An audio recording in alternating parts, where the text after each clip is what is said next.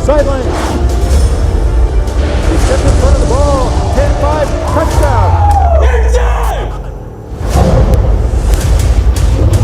Please welcome your Weslaco Panthers. And it's time for today's KWES production of Weslaco Panthers football, live from Bobby Lackey Stadium in beautiful Weslaco, Texas. It is going to be the Panthers, 5-5 last season, 3-4 in district, hosting the Marshall Rams from San Antonio, part of Northside ISD. Now the Rams, they did play last week, but Weslaco, this is going to be their first game due to the fact there was all those weather problems in the Houston area, and their game was canceled against Richmond George Ranch. It's a new era for Weslaco football as Michael Salinas, longtime Vela coach, takes over as the head man. And speaking of the man with the plan today, our analyst, well known to everybody, is here. He's the coach. He's John Bowling. I'm Scott Harrison. Take it away, Coach. What are we expecting today? Well, Scott, appreciate being here with you today on this Saturday afternoon. Please set the it's a game new clock era. at A lot 12 of people minutes. are asking me, what do you know? Game clock at 12 I know minutes. that Coach Salinas' staff is a good football staff. They're going to do things the right way. They're going to have these young men prepared, ready to play, and then we're going to have to find out how fast they can learn this new offense and defense. And, Coach, as we get ready for kickoff, talk about the uniforms out there for the Panthers. Well, they're back in the white helmet. They're all purple. They look like the Panthers of old. Those of you know I coached in the 80s, and we had the white helmets and the purple helmets, never had the black helmets. And getting ready to kick off right now for the Rams. Hendrick Ramirez, and he will kick it off. It's going to be a short squibber, go to about the 42-yard line, and that is going to be great field position coming up for Weslaco as they get the ball. Jesse Ramos. Yeah, nice job fair catching that. A lot of people don't know you can fair catch a kickoff. It keeps you from getting hit. I think the kicker actually missed that ball. Well, we're going to see the Michael Salinas spread offense for the first time. Looks like number 5 coming out. That's Marco Leal to play quarterback. That's right. Leal, he played some quarterback last year, has some experience. We heard he was going to be the starter. He is. He has got a back in the backfield working out of the gun. He's got 3 trips on the right side, and we are ready to go with football. Panthers' first action of the year, and they're at the 42, and it is going to be a handoff, and there is going to be yardage to midfield, so a good job rushing the ball to start things off. And the guy that has a little experience out there did get the rush, Matthew DeSantiago. Yeah, Matt DeSantiago was a mainstay in last year's offense. First carry of the year, 8 yards, 2nd and 2. All right, so the ball is at about the 50, and again, we have a good defensive effort, and the second rush of the game by DeSantiago not as successful. Well, number 34, Joseph Minham, did a good job from his linebacker slot. Stepped up, made the hit. Going to bring up 3rd and about 1 in the new Panther offense. So we'll give him 1 yard on that play. 9 yards for DeSantiago on his first 2 rushes. Again, he should see a lot of action tonight. We'll talk about the rest of the running attack in just a bit. And again, a quick handoff, and DeSantiago looks like he is very close to the first down. Well, he snuck through there and made a nice play. Hey, you want to convert 3rd downs? Wesco converts the 3rd down. It's 1st down. They had an extra lineman in the game. Number 3 enters the game now. That's Jaden Cavazos. And they're going to go to a doubles look, Scott. All right, so we have 1st and 10. Ball now in the territory of the Rams at the 46. Left to right is how the Panthers are going here in the first quarter. And once again, it's DeSantiago with the ball, and he is going to get down to the 38, and he gets about 8 on that play. Yeah, over on the offensive left side, they blocked the tackle down, kicked out with the guard, a little G scheme. Matt got up in the seam, made about 9 on 1st down, 2nd and 1.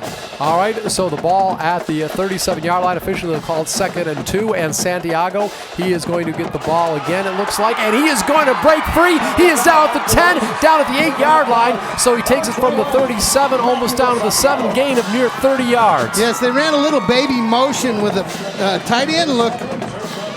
Matt gets up in the seam. There's no Marshall Rams there. Good blocking up front. Number 4 misses a tackle. 1st and goal. Officially, they'll mark it at the 8-yard line, so a gain of 29 yards on that play. As Coach said, first and goal to go at the 8-yard line, just 2 minutes in, and already marching down the field. Here come the Panthers. This time, a little spin move down to the 5-yard line. Looks like Santiago again. Santiago. Well, right, in that goal line set, though, I think they've changed quarterbacks. Number 7, sophomore Jacob Cavazos is in. He's really good, and he's back out, and Leal's back in. He's really good on the read option type stuff with a quarterback run, but the veteran back in at quarterback second and goal. We saw Cavazos do a lot of warming up. We heard in the pregame show that he gets some action today, and definitely he is in there, but just for one play. So Leal will come back in at quarterback. Actually, it is going to be Leal. Yes, he has the ball, and he's going to hand it over once again to his running back, DeSantiago, and he's going to get down near the 2-yard line. Right, and that hole opens up for Matt, but it's not staying open long. He took a nice shot in the hole. Right now, Marshall's trying to hold on and get out of here with a field goal, not a touchdown. It's going to be third and goal from about the 3. 3 minutes gone in the game. Good crowd this afternoon. Hot day, but good day to see some football. And once again, there is a whistle before the snap gets off. Timeout, Coach. False start. 61 on the offense. Now, I look out there at the third down. Panther offense. They have 2 receivers to the left. Marshall only had 1 defender over there. I don't know if they have it built into their system where I can call for the ball, but there's nobody. Okay, they see him now. They're going to cover him up. But there were 2 defenders. I'm sorry, 2 receivers, only 1 defender. So we are going to have a third down, goal to go at the 8-yard line. Again, Panthers with their first possession of the season, and it's going to be pitched over right now to DeSantiago. He's going to get down back near the original line of scrimmage near the 3. Yeah, and this will be interesting to see if Coach Salinas has any faith in a field goal kicker, or if your first drive of the season, you're not going to be happy unless you end it with a touchdown. I don't see any substitutions being made. Looks like they're going for the touchdown. So a gain of 5 on the play, and we see Leal in there. Appears he'll still be a quarterback. 4 minutes into the game, no score between the Panthers and the Rams. These teams played last year in San Antonio, and it was a victorious game for Weslaco. Motion right to left, and quarterback tries to get the ball off, and Leal is sacked. So a sack on the play, and that was on 4th down. Ball will go over on downs now to the Rams. They will get it back around the 9-yard line. Well, it looked like they were trying to run a speed sweep there. Then the receiver in motion got passed. I don't know if that was the design sprint out. Not sure, but big defensive play by Marshall, and they're going to take over deep in Panther territory. First down. So, big defensive play by the Rams. Now we'll see if Weslaco can come back and answer that. See if they can keep the Rams deep in their own territory. Again, 1st and 10. Signals are called out, and it's going to be a running play. And with the ball, trying to get a few yards on that play is Anthony Washington. He was the leading rusher last week. And he's a sophomore. Now, on that first play, Marshall ran 3 shifts before they actually snapped the football. So they're going to test Weslaco on their ability to line up on defense. 2nd and 5 at the 9-yard line.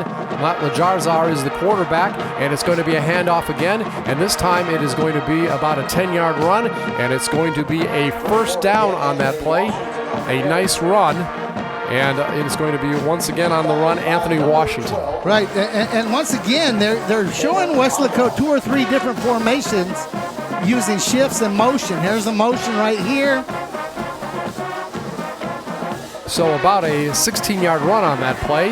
It is 1st and 10. Lajarzar tries to get the ball off, gets a complete pass. Ball is down to the 42-yard line, and that time it's Dylan Poor. Dylan Poor, nice job coming across the formation off that bootleg action, off the fake to number 24. Quarterback around, makes the throw, first down. So it's about a 16-yard gain, 1st and 10 at the 44-yard line. No huddle offense. We have 4 wideouts over there on the right side, 1 back in the backfield. And now we're back in motion, and it's going to be handed off. No, he's going to keep it, and Lajarzar is going to get about 2 or 3 yards. Right, so once again, they gave you a formation with 4 receivers. Bring number 2 in motion, Poor, run the zone option to the quarterback.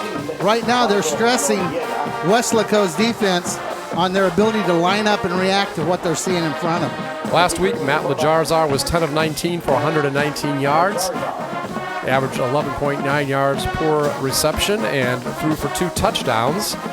Also, he rushed for 40 yards on 10 carries, averaging 4 yards a carry, so he's a double threat either way. It is 2nd down and 7 at the 47. Lajarzar tries to pass, and now he is going to be sacked down near the 40, loss of a few yards. Yeah, I see number 48 back there. That's Benito Juarez. There's some other guys back there with him, but there was no place to go with this football. Lajarzar can't get out of trouble. Yeah, 48, first guy back there. He's joined with some buddies. I think number 94 also be Jesse Ramos. It's going to be 2nd and long, I believe. Right. No, 3rd and long. 3rd and long. 3rd and 14, a loss of actually 7 on the play. Ball is back to the 40-yard line, still in the territory of the Rams. Lajarzar gets back to pass, and there is a motion penalty. Yeah, the offensive line tried to get a head start after giving up a sack on the last play. Let's listen. Prior to the snap, false start. Number 14 on the offense, 5-yard penalty, still 3rd down. So, Coach, on the last 2 plays, because of the 7-yard sack and the 5-yard penalty, the Rams have gone backwards 12 yards. Right. And that was Mr. Ford Sasser, the head official here tonight. And you are watching us live on Facebook and KWES Facebook page, coming to you live from Bobby Lackey Stadium. And here we go for a long 3rd down. So it is going to be 3rd and 19 officially, ball at the 35-yard line. We were talking about Anthony Washington. Last week he rushed for a touchdown for the Rams. He had 18 carries for 73 yards, averaged about 4 yards a carry, and before the next snap, another whistle. Timeout. Timeout on the field. They're first. So it's going to be the first timeout of the ball game. Tim Williams, by the way, is the coach of the Marshall Rams, and they defeated Laredo LBJ Wolves last week 21-7. Well, one thing we have to look at today, Coach, is conditioning for Weslaco. No first game, limited scrimmaging time. We'll have to see if it plays a factor early in the game. So far, they've done well. And you're also on a Saturday afternoon at 2. But the one thing, this brand new AstroTurf has a built-in component that the school district made sure that we had here, and it's called Cool Play. You know, most artificial turf surfaces are about 100 degrees on a warm day. Well, this one is going to read about 15 or 20 degrees cooler. So it ought to benefit both teams. Marshall did get to play a game next week, so conditioning ought to be a little less of a worry for their staff. Weslaco, we're going to have to wait and see. Again, 3rd and 19, a ball on the 35-yard line. No score between the Rams and Panthers. Panthers got the ball inside the 10, but turned it over on downs on their first series. Lajarzar is back to pass, and he'll drop it off. And on the screen pass, the ball is going to get up near the 40-yard line, but is going to be short of a first down. That time it was Chris Tobias who got the pass, also a punter. Well, nice job by the Panthers reacting back to that. That's a good down for a screen pass. Tobias takes that ball up inside. Let's see who's the first one there for Weslaco. I see number 28. I see Andrew Olguin. I see number 2. And that is Roy Trevino in on the play. Punt time. So about 5 on that play.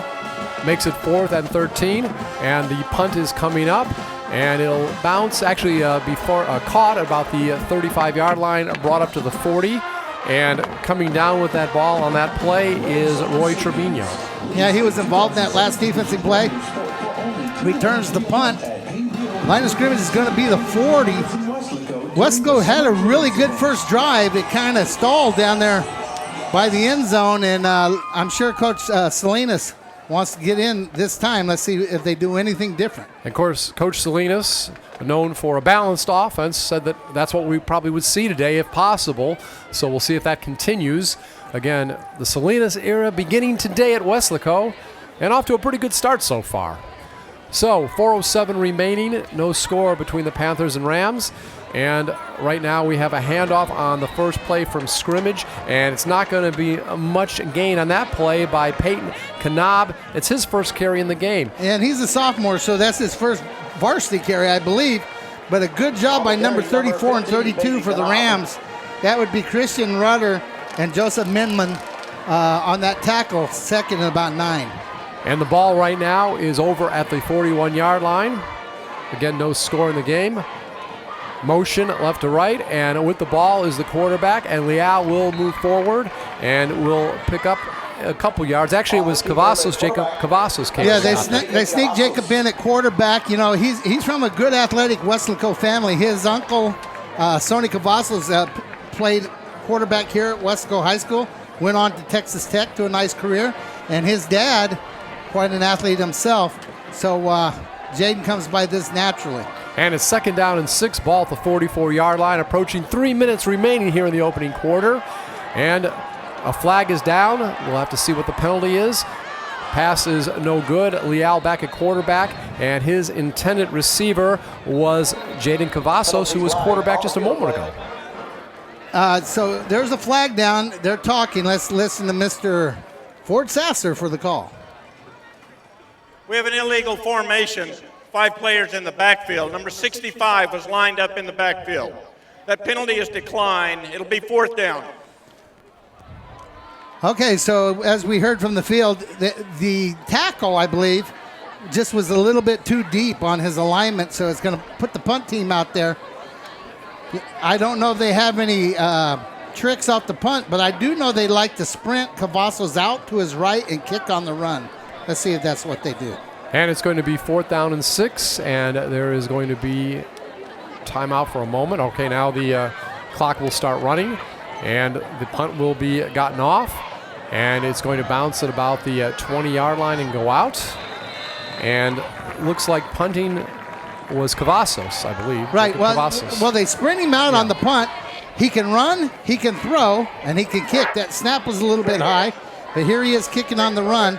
They do this to limit the returns, and as you're going to see, the ball gets pretty deep and it gets out of bounds. So nice roll on that. And we will see the 2nd possession of the game for the Marshall Rams, again out of San Antonio. 2:44 remaining here in the first quarter. And coming up at quarterback will be Matt Lajarzar. He'll be working out of the pistol. Some motion right to left, gets it to the deep back, and he is not going to get much yardage at all that time. Once again, running the ball, it was Anthony Washington. Yeah, Washington's been the kind of workhorse here. You see him hand the ball up inside there. Nowhere really to go. Nice defensive play by the Panthers, and I believe that was number 13. That would be Marco Noriega, linebacker. 2nd and 10, ball at the 17-yard line. We have 3 wideouts on the right side. Pistol formation.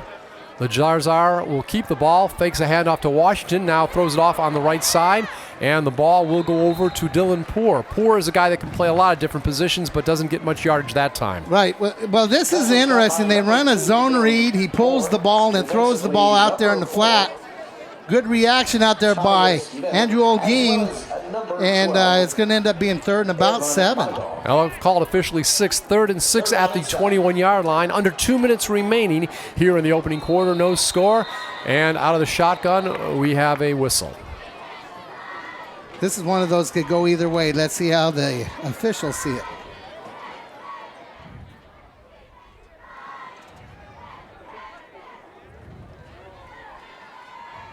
Talking it over. Good crowd out here this afternoon. Appreciate the support for the Panthers. And like you say, it could go either way, Coach, so that's why they're talking about it for a moment. But we expect a...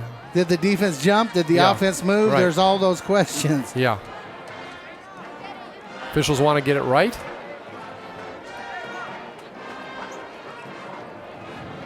All right, looks offside like... on the defense, number 48. It's a 5-yard penalty.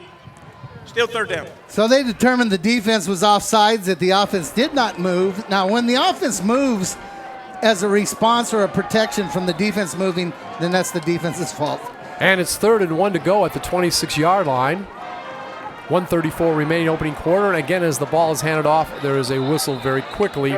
And again, Washington with the ball. We probably would have got the 1st down, but we'll have to see with the whistle. I think the offense moved early that time, so they'll just march that 5 yards right back where it was, I think. Offsides on the defense, number 44. Oh, wow. I was wrong there. The defense lined up offsides. The result is a 1st down. It lined up offsides, and that's going to make a 1st down. You know, that's first game type of things, though, Scott. You know, they didn't get a first game. In practice, you line up. There's no official there watching how you line up. 1st and 10, ball at the 31-yard line. Motion left to right. Now 2 backs in the backfield. And it'll be the quarterback, Zarzar, who will try to go over to the left side, and he will drop the pass off, and it is incomplete. It was intended on that particular play for Chris Tobias. Well, you know, he actually almost did a nice job of pulling this in one-handed. Number 48 does a good job of not letting him get outside clean. On the defense, Benito number Juarez 13 lined up in the neutral zone. The 5-yard penalty will replay 1st down. Wow. They're saying they lined up in the neutral zone again. They're going to mark that off. I didn't see that flag. I apologize to Mr. Ford Sasser for talking while he's calling the thing, but Scott, did you see a flag? No, I did not. 1st and 5, ball at the 36-yard line. Ball still in the territory of the Rams. They are moving from our right to left here in the first quarter. We have a slot on the left side, pistol formation. Matt Lazarzar at quarterback. Now motion left to right, and as the quarterback goes back, there is another whistle. Yeah, another flag. We're inside a minute, and right now... Prior to the snap, false start. Number 75 on the offense. 5-yard penalty, still 1st down. The officials are going to be tired from throwing the flags. There's been about 4 in a row there on this series, and it's going to take it back to be 1st and 10. We're inside a minute in quarter number 1. All right, 1st and 10. Ball now is at the 31-yard line. Again, Rams in possession. Motion left to right. Lazarzar goes back, tries to loft the ball up, and does have a receiver open, and he's going to get down near the 30-yard line. On that catch was Stanley Lambert, the guy that's going to be going to Arizona State. Right, he's already committed to Arizona State. He's a secondary player first, but they will get him in the game and play wideout. Big, strong, 6'3", 210-pound secondary receiver-type personnel, 1st and 10, Rams. 39-yard gain. 1st and 10 at the 31-yard line as the ball is in Weslaco territory. Pistol formation. Motion right to left. And the ball will be handed off to Washington. And Washington is going to get some yardage, and he'll be near another 1st down. Well, he ran the most physical I've seen him run so far today. He's been shifty in the hole, but he got up in there and made some hits. It's going to be 2nd and about 1 or 2. That's a big play. And that is the end of the first quarter of play. That's the end of the first quarter. Right now, there is no score between the Marshall Rams and your Weslaco Panthers. You're listening to Panthers football on KWES.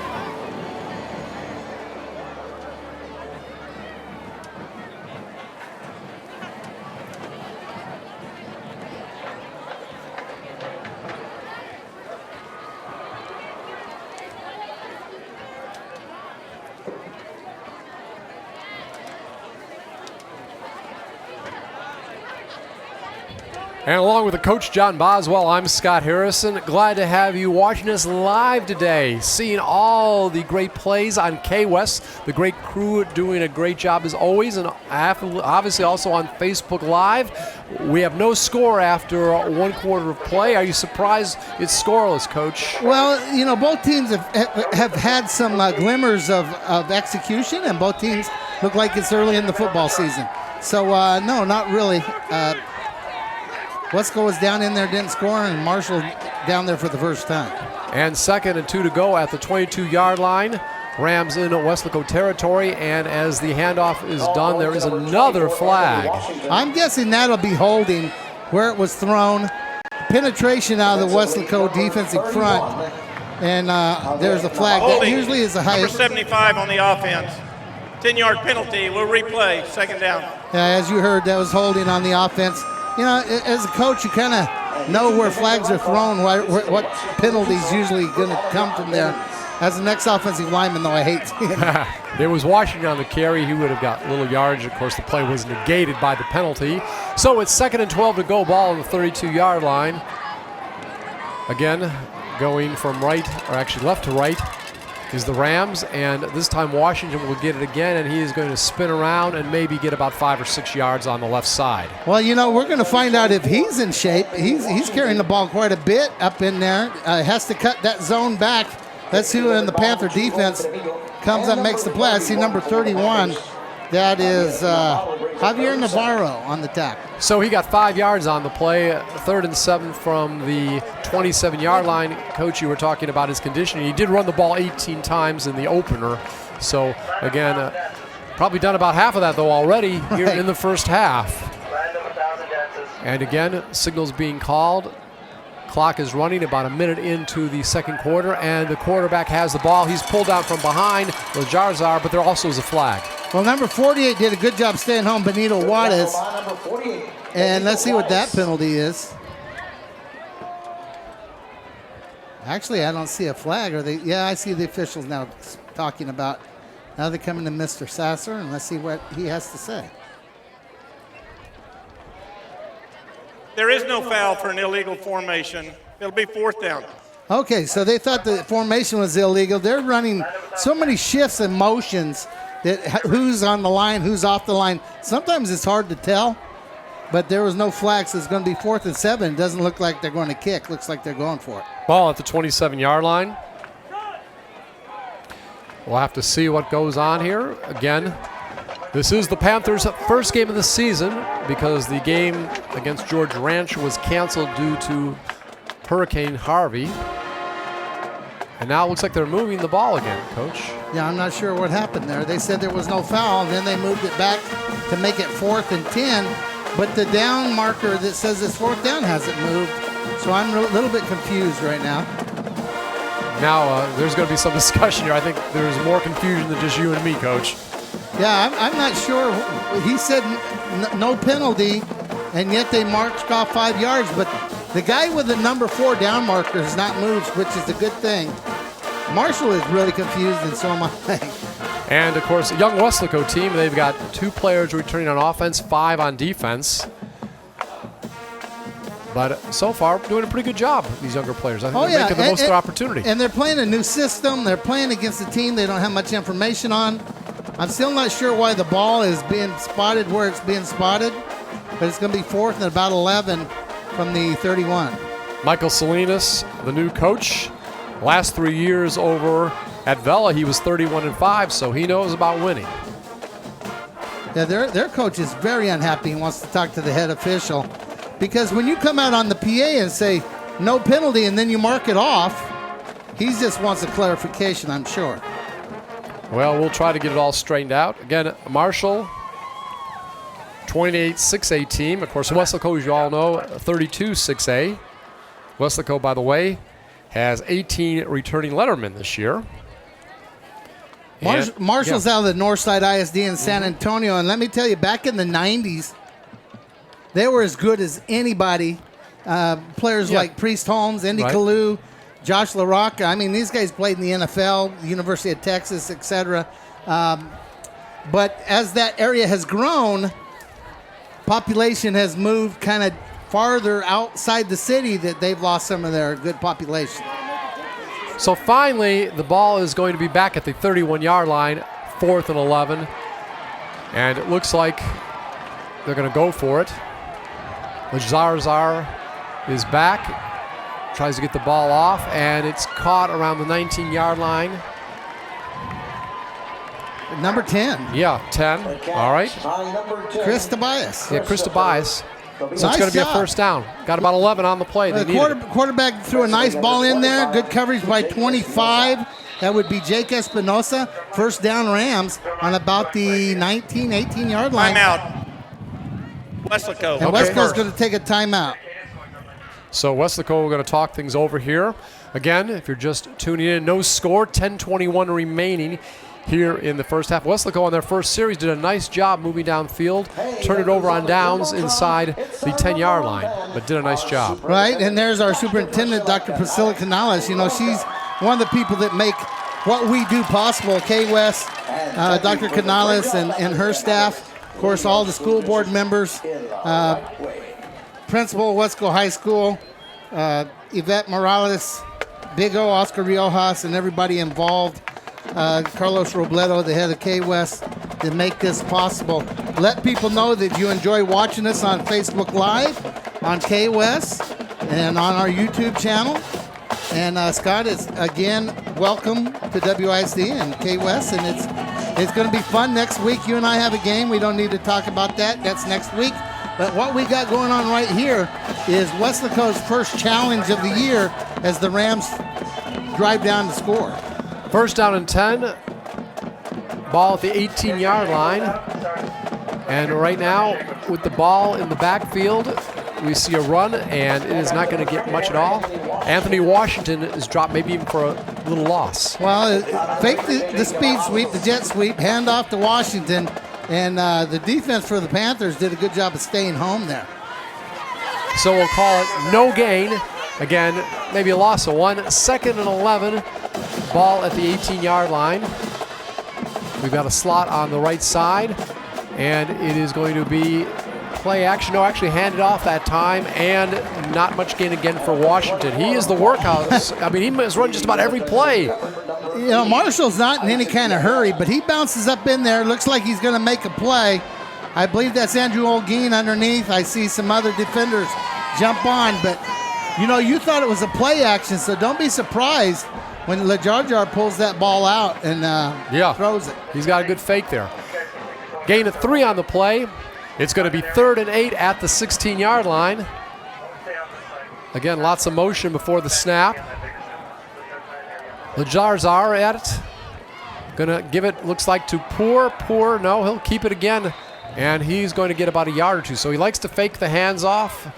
Likes to do the fake play action. They're a lot of motion. They're very deceptive on offense. They show you a formation. They shift out of that formation. Then they motion from that formation. And a lot of ball fake, ball fake. Yeah, faked it to Poor that time. And but it winds up the quarterback gets 2 yards. Right, but they force you to be disciplined is what they do. So the ball's at the 15-yard line, and it is going to be 4th and 6. They are going to go for it.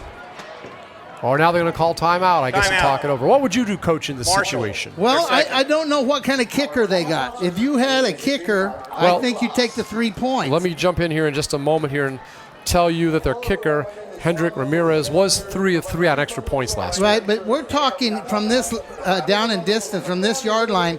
It's on the 15, 7-yard snap takes it to the 22, 10 yards to the goalpost. That's a 32-yard field goal. The kid's a sophomore kicking in a second varsity game. I don't know if he's got 32 yards in him. Okay. They do. Yeah. I don't. I'm guessing if they go for it, they don't think he's got 32 yards in him. Well, there had to be some reason for the discussion, though. Well, you want the right call. You know, they went for it 4th down a minute ago, 4th and 11, and got it. Do we have another one of those plays that can get us 7? Or what's our option? Are we going to sprint the quarterback out where he can run or pass? There's some things. It's still early in the season, and this program from Marshall, they're trying to grow. They were not very good a year ago, and they're 1-0 right now. I'm sure they would love to leave the Valley 2-0. Tim Williams, our head coach. Next week they do play Wagner. So the ball is 4th and 6 on the 15-yard line. By the way, the Rams down to 1 timeout with 8:32 remaining in the first half. Weslaco still has 2. Pistol formation. LaJarjar goes back, tries to get it down to his receiver in the corner of the end zone, and it's no good.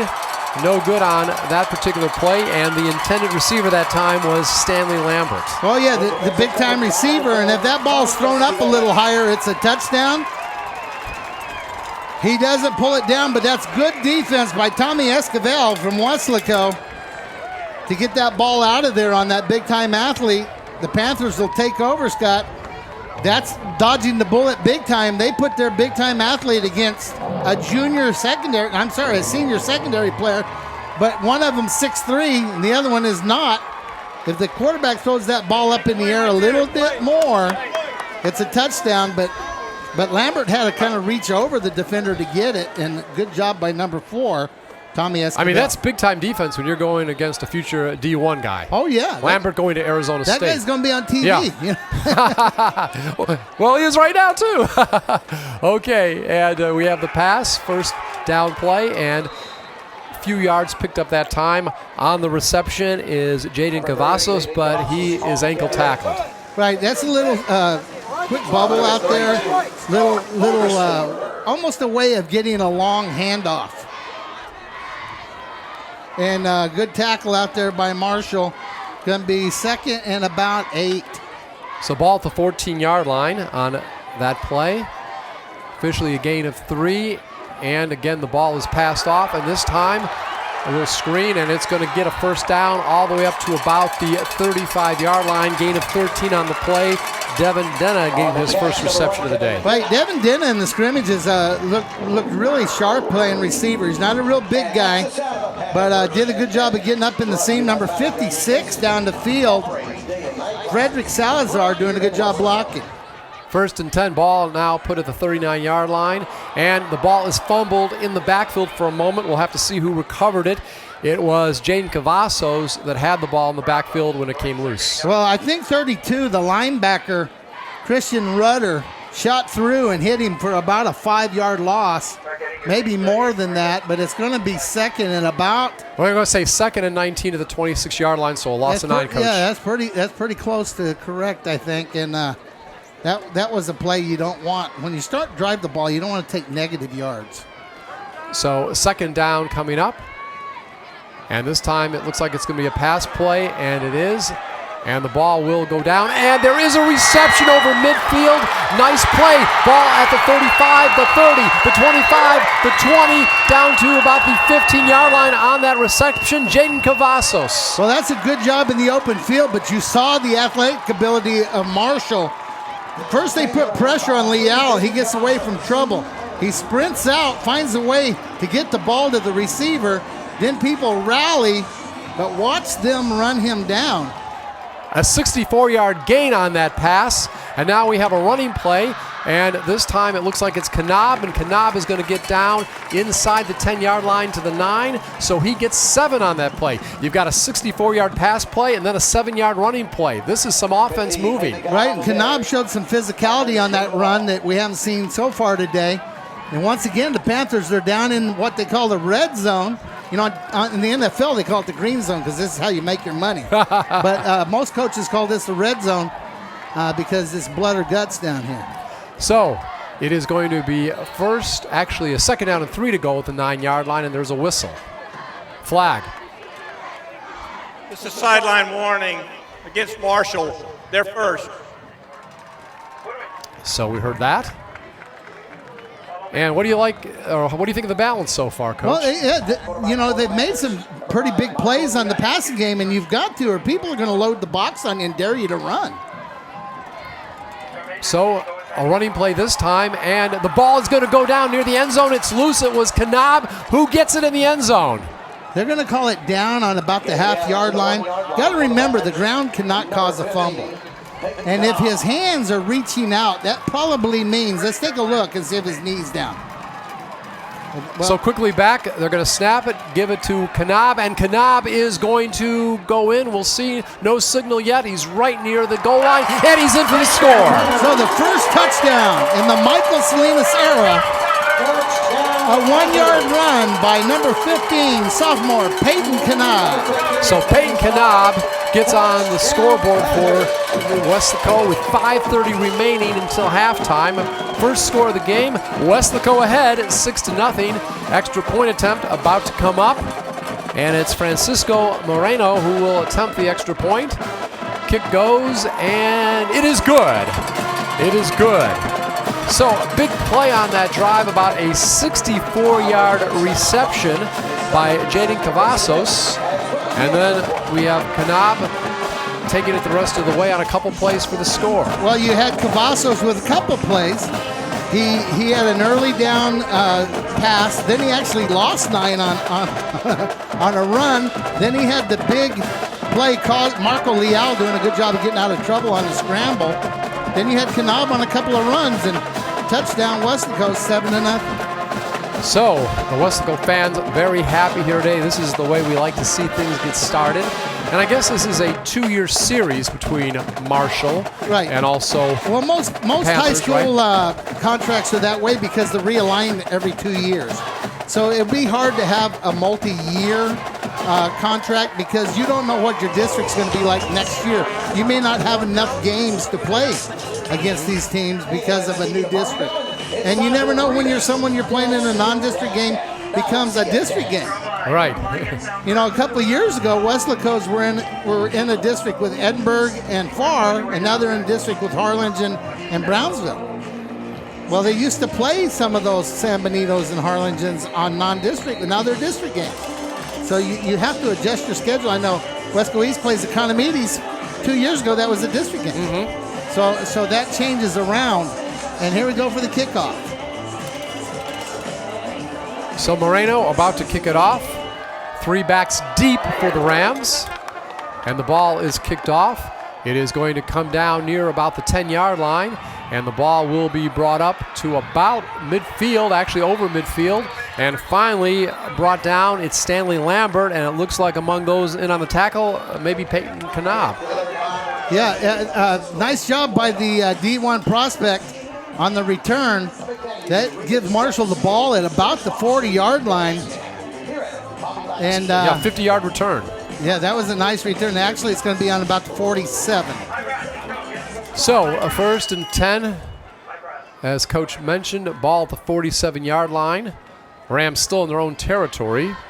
They are moving left to right here in the second quarter. 5:22 remaining. Panthers ahead 7-0.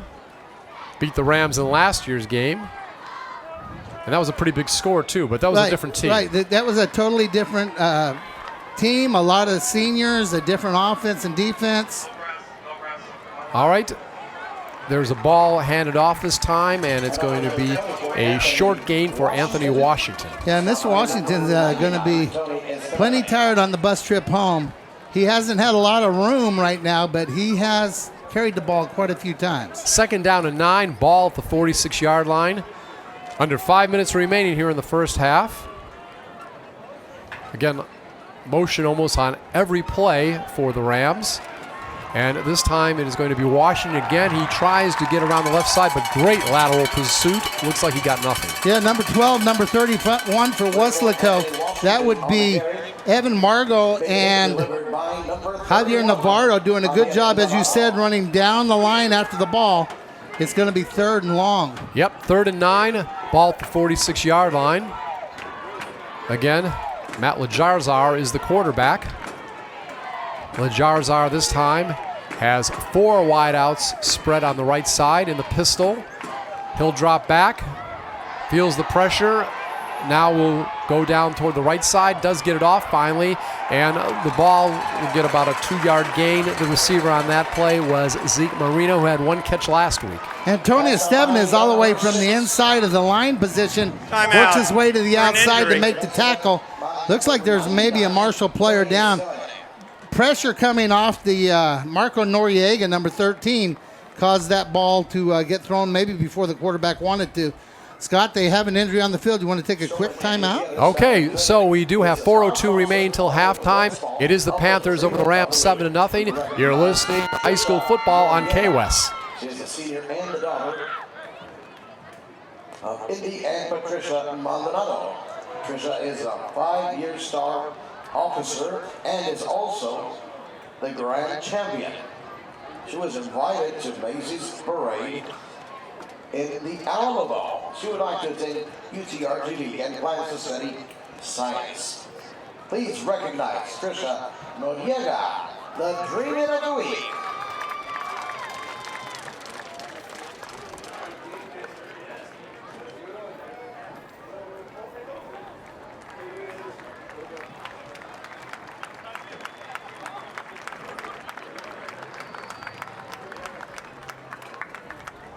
Look who's on the Jumbotron. It's Isabel Roman. Happy birthday, Isabella. She turns 10 years old today. Love you from Mom, Dad, and Roy III. And grandparents, happy birthday, Isabella Stroman. Have a great one. And along with the coach, John Boswell, I'm Scott Harrison. We're actually live today on KWES. We appreciate everybody who's watching today, or if you are listening on Facebook, we appreciate that too. There is 4:02 remaining here in the first half. Panthers over the Rams 7-0. Good news, Zach Marino, who was the player injured, the wide receiver on the last play, did walk off under his own power across the field, so we always like to see that. But let's get back to action. 4th and 11, a ball at the 48-yard line. Rams have it in their own territory. They're going to punt the ball, and the ball is kicked, and it is going to bounce at about the 20, roll down to about the 9-yard line. Very wisely, Roy Trevino decides to let it just stay there and not try to pick it up, Coach. Yeah, it's going to be about the 6-yard line. Actually, Marshall had a huge kickoff return that they turned into nothing. Good job, Panther defense, on that last drive. I know Coach Buff will like that drive. Yeah, I remember a few minutes ago, you saw Lambert bring it back over 50 yards, got it about the 10, brought it around midfield, maybe a little farther. So, like Coach said, a good play negated by defense. So it looks like not only has Coach Salinas brought a good culture on offense, he's brought a good culture on defense. Some new coaches here too, right? Yeah, a good number, 4 or 5 new guys. Trying to, when you put a staff together, you want people that believe the same things you believe. 1st and 10, ball at the 6-yard line, and it's going to be a handoff to begin this series. And as the ball is handed off that time, not much room for Knab. Peyton Knab, the guy that scored the touchdown the last time he touched the ball. Yeah, right. And you called that exactly right. The Marshall Rams gave him nowhere to go on that first down. It's going to be 2nd and 10. So we have 3:30 remaining to half. Remember, the Panthers still have both their timeouts. Ball deep in their own territory. And it's going to be a pass, a dangerous pass, almost a lateral over there on the left side. And that pass almost looked like it was going to be picked off. It almost looks like it was being thrown to the defender, Benjamin DeFlinger. Yeah. Flinger, I believe. Well, they only have one defender over here on 2 receivers on that last down, and he did a good job of splitting the 2 of them and almost caught that ball. Quarterback still Marco Leal. Of course, also today, Jacob Cavazos has seen some action. And this time it's going to be a running play, and it is going to be a nice run that time for Jacob Cavazos, who came in at quarterback, and he got the first down. Well, when Jacob Cavazos is in the game as a defensive coach, you've got to think run. They emptied the backfield. Marshall tried to cover everybody up. Jacob takes up the middle for a first down, and he stays in at quarterback. 15-yard rush on that particular play. Remember, he's already caught a pass for 64 yards. And this time on the next play, it's going to be Patrick Knab. And Knab with a little bit of yardage on that play, going to get up to the 22, so he gets on first down a gain of 5. Yeah, Peyton got that ball up in there. But here's the thing, if you're Coach Salinas and his staff, Cavazos and Knab, both sophomores. Youth. First down and actually second down and 6 ball at the 22-yard line. High snap, but Leal does get it off and will pass it over on the right side and may have been dropped as the receiver got it. It was. Sometimes you try to run before you catch it, and I think that was the case that time. Little play fake, throw the ball outside. It was intended for Cavazos. Yeah, Cavazos to Cavazos. I'm sure we're going to hear that because Jaden is also a sophomore. Okay, so we have 2:27 remaining here in the half. It's going to be 3rd down and 6 ball at the 26-yard line. Again, you want to try to see if you can keep the ball, score, run down the clock. Leal has it. He's going to go toward his right, and he has a receiver open in the middle of the field. And this is going to be a first down near the 42-yard line, and that is a gain of over probably a dozen on the play. And it was a nice roll over there on the right side by Leal. Gets the ball downfield, and his receiver that time was Richard Olzak. And Olzak had a big game last year, didn't he, against the Rams? And that's actually Jacob Cavazos still in at quarterback, number Cavazos, 7. Okay. But, yeah, Richard Olzak did a nice job on that, and I believe that's his first catch of the season. All right, so it's 1st down and 10. And this time the ball is overthrown. And it was Cavazos to Jaden Cavazos. I'm wondering if they were trying to set up a double pass there. Knob went in motion, turned up the sideline, and was going to end up being wide open. If he throws it out to number 3, he can step back and throw it. That may have been a trick play in the making. Now, are Jacob and Jaden related? Not to my knowledge, Okay. but I don't know for sure. So again, another big run at this time for Cavazos, and Cavazos is still on his feet. He's out at the 38-yard line. He was at his own 41. So on that play, he gets about 17 or 18. He did a nice job, excuse me, of following his lineman, but the D1 prospect number 7 said, you're done with your run right here, and ran him out of bounds. So we got about 1:43, and the Panthers are on the roll. And actually, it was a 21-yard run when we add it all up. Ball on the 37-yard line, 1st and 10. Cavazos has it, and he is going to hand it off this time up the middle on a little delay. And with the ball is Knob, and Knob will pick up about 5 yards. About 5, we're at 1:30. Panthers are not panicking.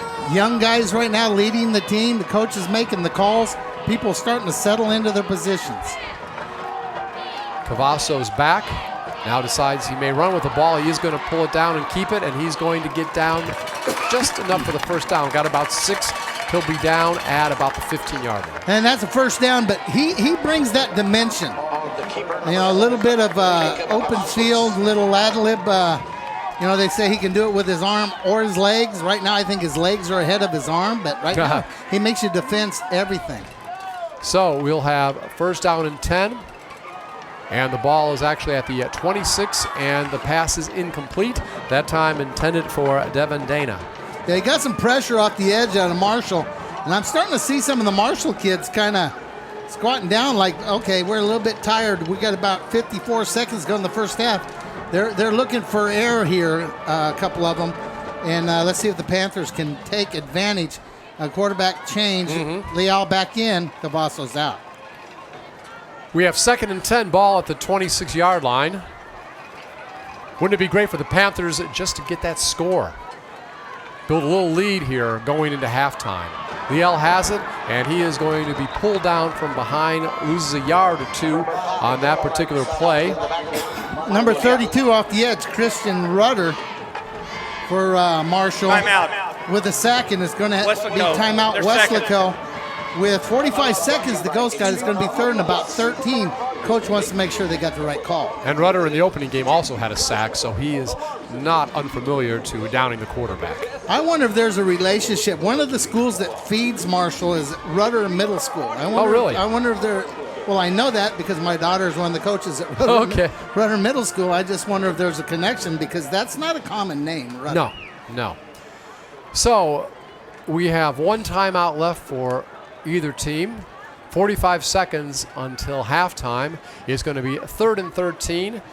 And Weslaco has the ball at the 26-yard line of the opposition. Coach, is this first half what you thought it might be? Well, I think it's starting to be what the Panthers would have hoped it would be. You know, they've driven the ball. They've found a way to punch it in. They've found a couple of times where they've stopped drives and kept Marshall, an improved Marshall team, from scoring. And they're either, barring something crazy happening, they're either going in here at halftime up 7, up 10, or up 14. But they're going to be up unless, like I said, something crazy happens here in the last 45 seconds. All right, so we're about to have the snap. Looks like Leal is still in a quarterback. We've got slots on each side, shotgun formation, motion left to right, and back to pass. The ball will go up, and it is going to go in the end zone, and incomplete. Receiver open for a second. It looked like Olzak. Olzak was open. Right. One of the defenders from Marshall did a good job of fighting his way back, and I think he got a finger on that thing. It's going to be 4th down and about 13, and the Panthers going to take their final timeout. That's number 4 for Marshall. That's their 3rd and Dylan final Smith doing a nice job of preventing that touchdown. Now is that point where we talked about with Marshall. Do they have a field goal kicker? And if they do, is he capable of kicking it from where they're at? It would be 45-yard field goal. I don't know that Francisco Moreno, if he's got 45 yards in him or not. So I'm guessing they're going to go for it. but you got to have the right call. What play do you have that you know can get you 15 yards? Now, you can do some things to help yourself. Maybe you get up there and go a hard count, try to get 5 of it that way. Maybe you have some sort of reverse or a double pass, or maybe you just have a pattern in your arsenal. The one they just ran was nothing wrong with that pattern. The defender just made a really nice play. It'll be interesting to see what the Panthers do here on 4th down. Well, again, it's been talked over. And Coach Salinas. Okay, they got Jaden Cavazos in the game. Don't be surprised if they don't run some sort of fake or reverse or something to Jaden Cavazos. All right. Number 7 is in the game here at the left wing. So the field goal attempt is going to come from about the 36-yard line. That would make it a 46-yard field goal. I don't know if he's got that much leg or not. It's snapped. Guess and what? it's a fake. And the pass is going to go down and almost is completed. So as the pass was gotten off, it was Cavazos, Jacob Cavazos, who finally wound up with the ball. Tried to get it down to Kanab near the 10-yard line, but it was incomplete. Well, you know, you've got to know that number 7 can do more than line up at receiver. And if you're using a wing on an extra point, that's usually a little bulkier guy. So when you see a little guy that you know can play quarterback in a spot you expect a bigger guy, you have to be aware that maybe a fake is coming. But you know what? I like it. They went for it. 1st down, Marshall. And Marshall will, run the ball with the quarterback, and he won't get much at all. Gets back to the line of scrimmage. Matches Arzar. Well, you know, it's lucky he kind of lived through that play. He goes to fake the ball. The running back was on the other side. So there was definitely a communication problem there. They don't have to snap the ball against that. Lajarzar gets no gain on the play. 2nd down and 10, 7 seconds remaining. And, Coach, you're right. They won't snap it. So we will come to the half with the Panthers ahead, 7-0 over the Rams. Again, the Weslaco Panthers doing a good job shutting out the Marshall Rams in the first half, 7-0. We're going to get ready for the bands to play. And, Coach, before we go to half, any final words? Well, now we'll see what kind of adjustments both teams make at halftime. Those of you watching on Facebook, you will be able to listen and watch the bands, I believe. We'll be back for the second half from Bobby Lackey Stadium in just a little while. This is KWES, Weslaco leads 7-0. We'll see you in the second half.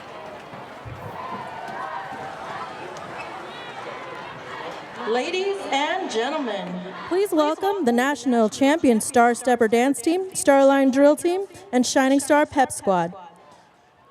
The Spirit organization would like to dedicate this performance to the incredible Marshall administration. Thank you.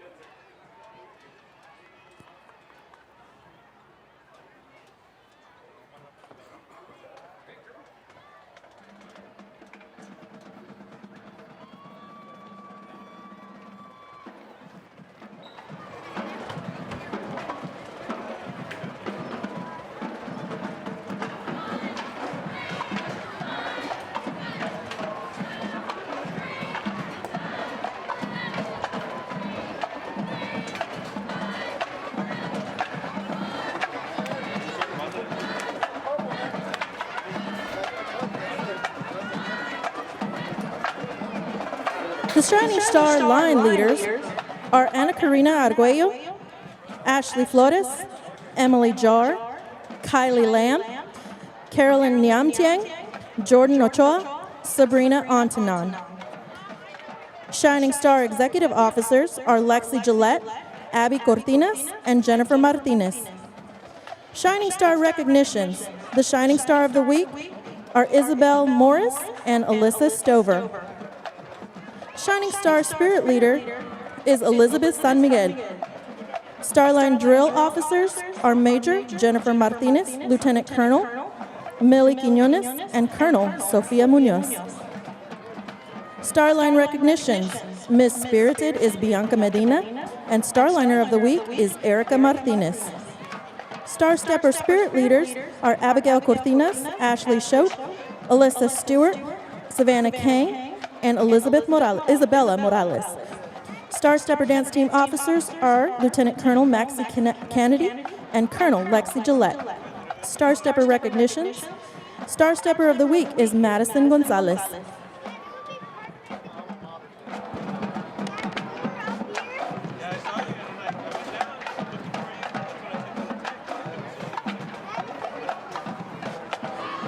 And now, the Star Stepper Dance Team, Starline Drill Team, and Shining Star Pep Squad will perform a jazz routine to Wake Me Up.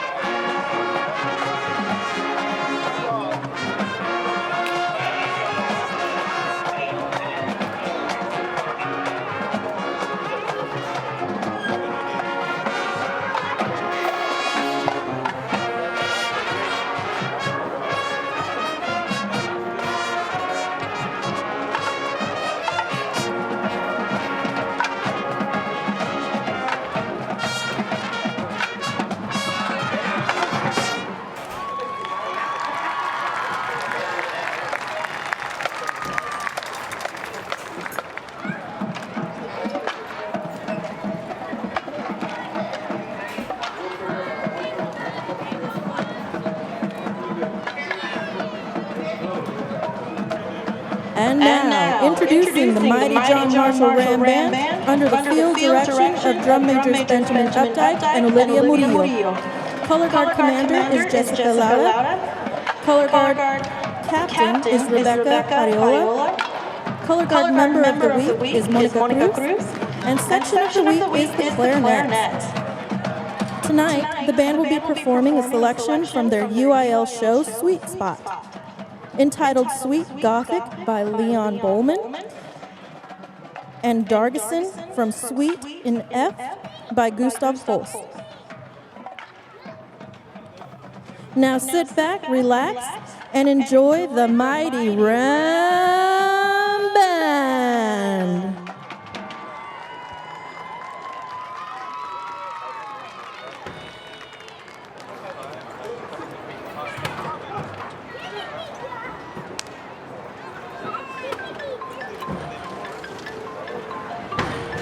Kid, can y'all hold them over there, please? Because I'm going to have people walking up and down. Is this your kid? Get down. Get down. Come on there.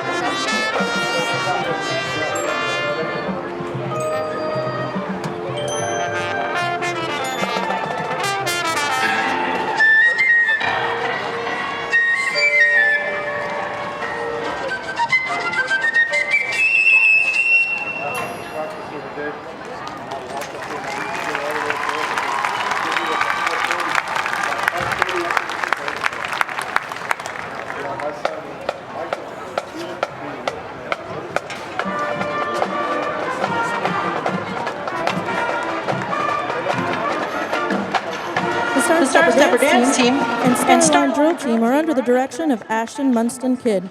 The Shining Star Pep Squad is under the direction of Linda San Miguel. The cheerleaders are under the direction of Martha Alonso. Band directors for the Ram Band are Kevin Tabb, Daniel Person, and Dan Bentley. Color Guard instructors are Ron Burton and Marianne Oriane. Marshall School Principal is Susan Cleveland. Director of Fine Arts NISD is James Macholka, and Superintendent of Schools, Northside ISD, Dr. Brian Wood. Thank you and have a great afternoon.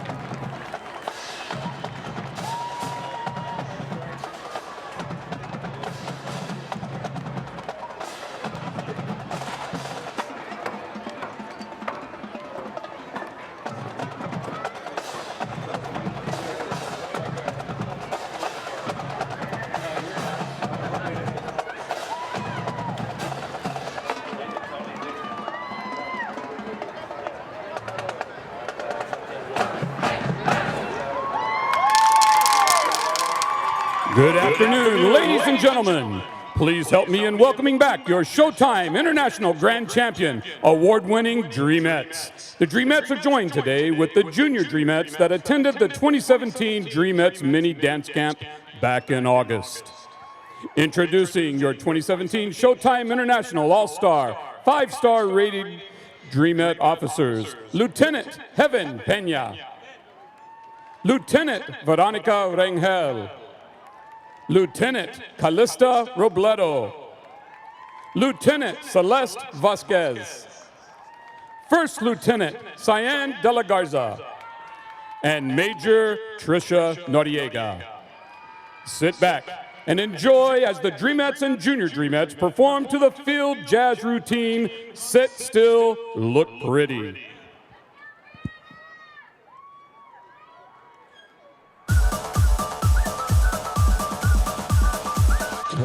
You still look pretty. Could dress up to get loud, but guess what?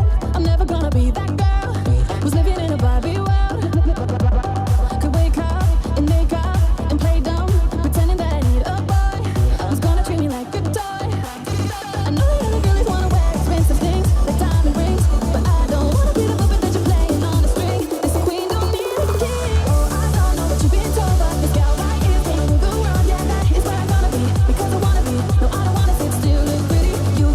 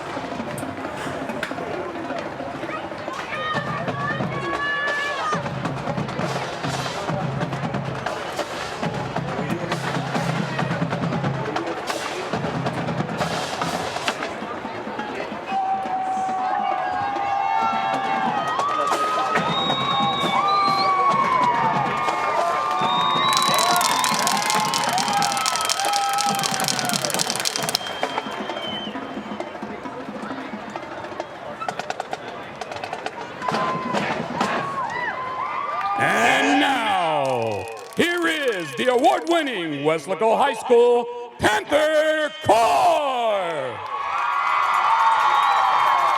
The Corps is under the field direction of Head Drum Major Emmanuel Lopez, Assistant Drum Majors Alexis Gomez and Gabriela Saenz. This afternoon, the Corps will perform part of their 2017 UIL Pigskin Show entitled 007 Reloaded. Part 1, Skyfall. Part 2, Target Terminated. Part 3, City of Lovers. Ladies and gentlemen, the Panther Corps proudly presents 007 Reloaded.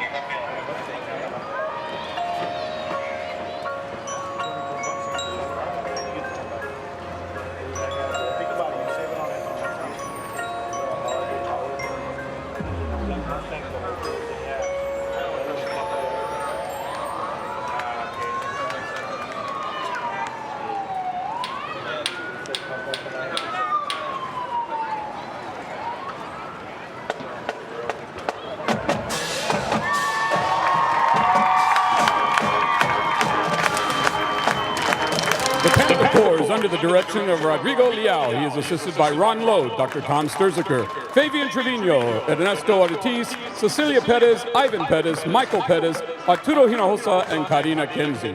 The Panther Corps would like to thank the Weslaco ISD Superintendent of Schools, Dr. Priscilla Canales, the Weslaco Independent School District School Board, Weslaco High School Principal Yvette Morales, and the City of Weslaco for supporting the fine arts in our community. Thank you, and go Panthers!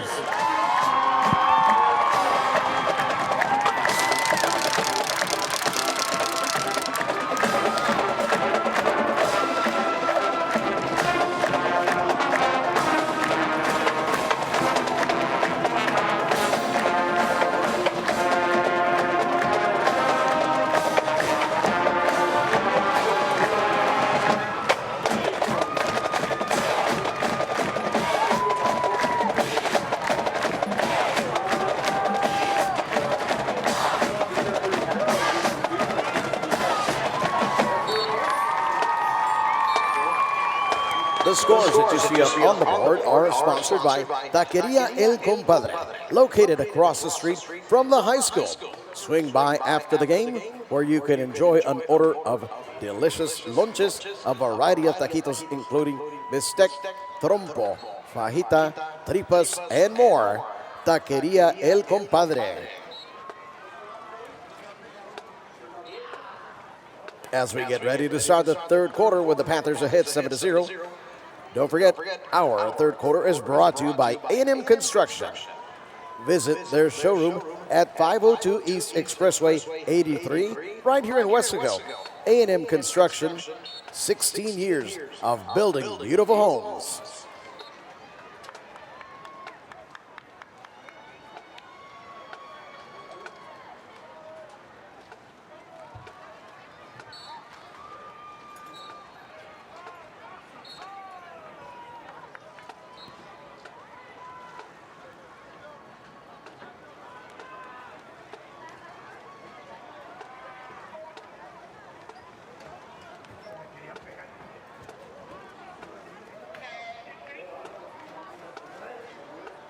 Testing.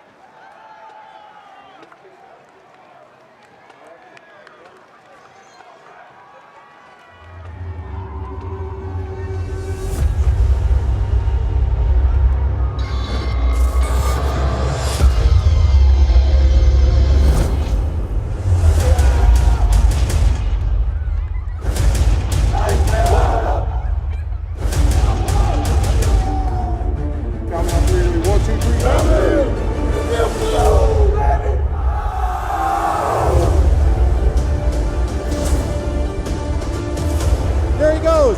Still on his feet, going down the sideline. He steps in front of the ball. 10-5, touchdown. And we appreciate you tuning in today and enjoying this KWES production of Weslaco Panthers football, or maybe you're enjoying us on Facebook Live. Either way, we're glad you're aboard, along with the coach, none other than John Boswell. I'm Scott Harrison, and a great day for the Panthers so far. Their defense is pitching a shutout, if I can borrow something from baseball, since I am kind of an Astros and Cubs fan. And also, the offense has done what's needed. They're staying ahead, and it was a young man in the first half seeing his first varsity action. Peyton Knaub. He's listed as a wide receiver, but at running back, he goes in from a yard out. And of course, that was set up by some great play out there. Jaden Cavazos, wide receiver, catches a long pass for 64 yards and sets up finally the touchdown. And I'm going to tell you what, Coach, it's good to see Weslaco get off to this good start. They miss their opening game on the road due to the hurricane situation. Don't play Georgia Ranch up in Richmond. Don't get a lot of scrimmaging because of weather. And here they are ahead of the Marshall Rams, 7-0 as we get ready for the second half. Yeah, 3 sophomores, Jaden Cavazos, Jacob Cavazos, and Peyton Knob. Nice job in the first half. Let's see what they do here in the second half as Marshall will receive. All right, getting ready to kick off. Here it is. And the ball is kicked off, and it is going to come down around the 15-yard line, and a good tackle from behind. And with the ball on that play was Manuel Allen. Allen catches that ball, tries to get back to his blocking. I believe that's number 26 up top and number 2 on the bottom. 26 is Matthew Carazales. Number 2, Roy Trevino. 1st and 10 for Marshall. So Marshall, no scoring in the first half. Of course, you also may remember Weslaco on their first series got inside the 10-yard line but stalled on downs. Well, once again, many formations for the visitors, and once again, the man who did most of the running gets it to start off the second half, and that was Anthony Washington. Tries to go around the right side, doesn't get much. Yeah, nothing there. Number 31 for the Panthers, Javier Navarro amongst others, knocking for about a 5-yard loss. Good way to start the second half, 2nd and 15. Matt Lajarzar at quarterback once again. Motion almost on every play. Right now we have 4 wide receivers on the left side. We have the shotgun formation, 1 back lined up to the right of the quarterback. Now a motion toward the left. And with it, there's going to be a run toward the right side, a little bit of a jet sweep maybe there, and not much going at all by Dylan Poor. Right, that whole thing seemed out of schedule. The quarterback wanted Poor to come in motion. He came very, very late in motion, and it makes it 3rd and almost 20. And right now the Panthers are laying the wood to the Rams. Officially 3rd and 15, ball at the 21-yard line. We're 1 minute here into the second half, and should the defense come up strong, well, it'll be good field position, maybe coming up for Weslaco on their first series. Only time will tell. And we have 4 wideouts on the left. Pistol formation. Lazarzar goes back into the end zone, gets it off to Poor, and Poor is going to be dumped down about the 12-yard line after only maybe a 2-yard gain. Well, you know, you got to expect draw and screen on these kind of downs. Good pressure by the Panthers. Number 2 makes a nice catch, but there's people sitting in there, big number 99 sitting on that screen. Does a good job, and then the rest of the defense rallies for the tackle. 99, Tony Estevan, is nice job. And officially it's going to be a 4th and 15, ball on the 12-yard line. And the punt is going to come from the end zone. It's Chris Tobias, and he will get it up. And the ball is going to bounce at about the 30. Gets a favorable bounce for the Rams. Gets down to about the 38, but great field position coming up for Weslaco. Coach, we talked about it a moment ago. This could be a very, very advantageous opening series of the first series of the second half for Weslaco. Yeah, absolutely. Well, you go down in there, you kick the ball pretty deep. You do a good job of covering the kickoff. You go 1, 2, 3. It ends up 1st and, what'd you say, 15? Yeah. And they punt and get about a 20-yard punt off. And now the Panthers are already in scoring territory. So they will have it 1st and 10 at the 37-yard line, moving left to right here to begin the second half. And again, we have a slot on the right side. The Allen quarterback, and he's going to hand it off, and at that time it's going to be a short gain on the play, and the running back to begin the second half, just like the first half, is Matthew DeSantiago. Of course, a lot of the running went to Knob later on. Yeah, Matt does a good job getting up in the hole, but number 34, Joseph Minman, does a nice job for the Rams, holding that to about a yard. Yeah, gain of 1, 2nd and 9, and this time a pass play, and it's going to be to the right side, and it goes out of bounds over the head of Devin Dana. That was just a little stop route, and quarterback just overthrew him there. He had time to throw. That's something that's going to come, right. Scott. You know, in the past, Weslaco has not been much of a passing team. No. So these quarterbacks are going to have to learn to do that part of the game. Panthers passed for only 397 yards in 2016. So again, you were right, passing. But again, Marco Leal did have some experience last season. Right, but not a lot throwing the ball. Now, there you go. 3rd and 9, a ball on the 36-yard line. And back to pass once again. And at this time, we see a receiver open for a moment up the middle, but it's no good. Good defense on that play. Patrick Knab, the intended receiver. Dylan Smith, number 4 for the Rams, once again makes a nice defensive play. He's the one that knocked the ball away in the end zone late in the first half. But Leal gets away from some trouble, throws it in there incomplete. 4th down. Jacob Cavazos now can run, can throw, and he can kick. Let's see what he does. Dylan Smith provided the pressure, by the way, on Leal on that last play. Punt will be kicked at about the 45-yard line, and it goes out about the 20. Again, I think he was aiming for a corner. Yeah, he was aiming for the corner, and it got out a little quicker than they wanted to. Looks like Marshall's going to take over maybe around the 25. Good job by Marshall on that first defensive series. So right now, both teams made some adjustments that have paid off. The Panthers come out and they smoke Marshall on the first series, and then Marshall kind of returns the favor on the first series. Now let's see whose adjustment to the adjustment is more efficient. Matt Lajarzar brings his team to the line, 9:10 remaining. 3rd quarter, pistol formation, have a slot on the right side. And Lajarzar will try to find his receiver over there in the slot and does get him, and it's Poor, and Poor is going to pick up about 5 yards on the reception. Well, if you look at the formation, the way they lined up, nobody was responsible for number 2 until the free safety, so he just pulls up in the zone.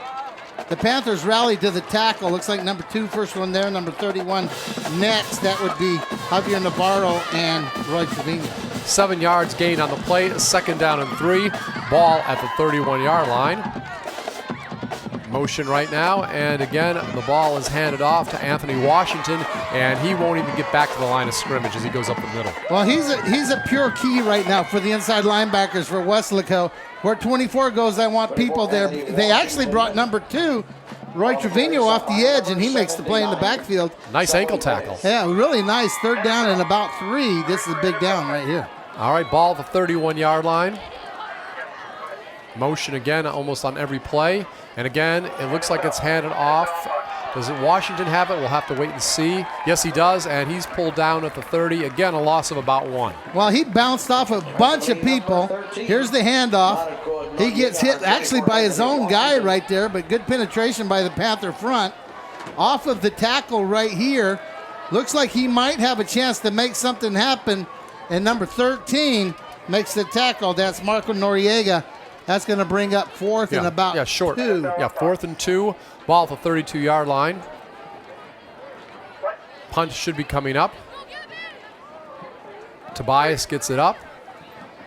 And it is going to come down and roll out at about the 35-yard line, maybe inside that.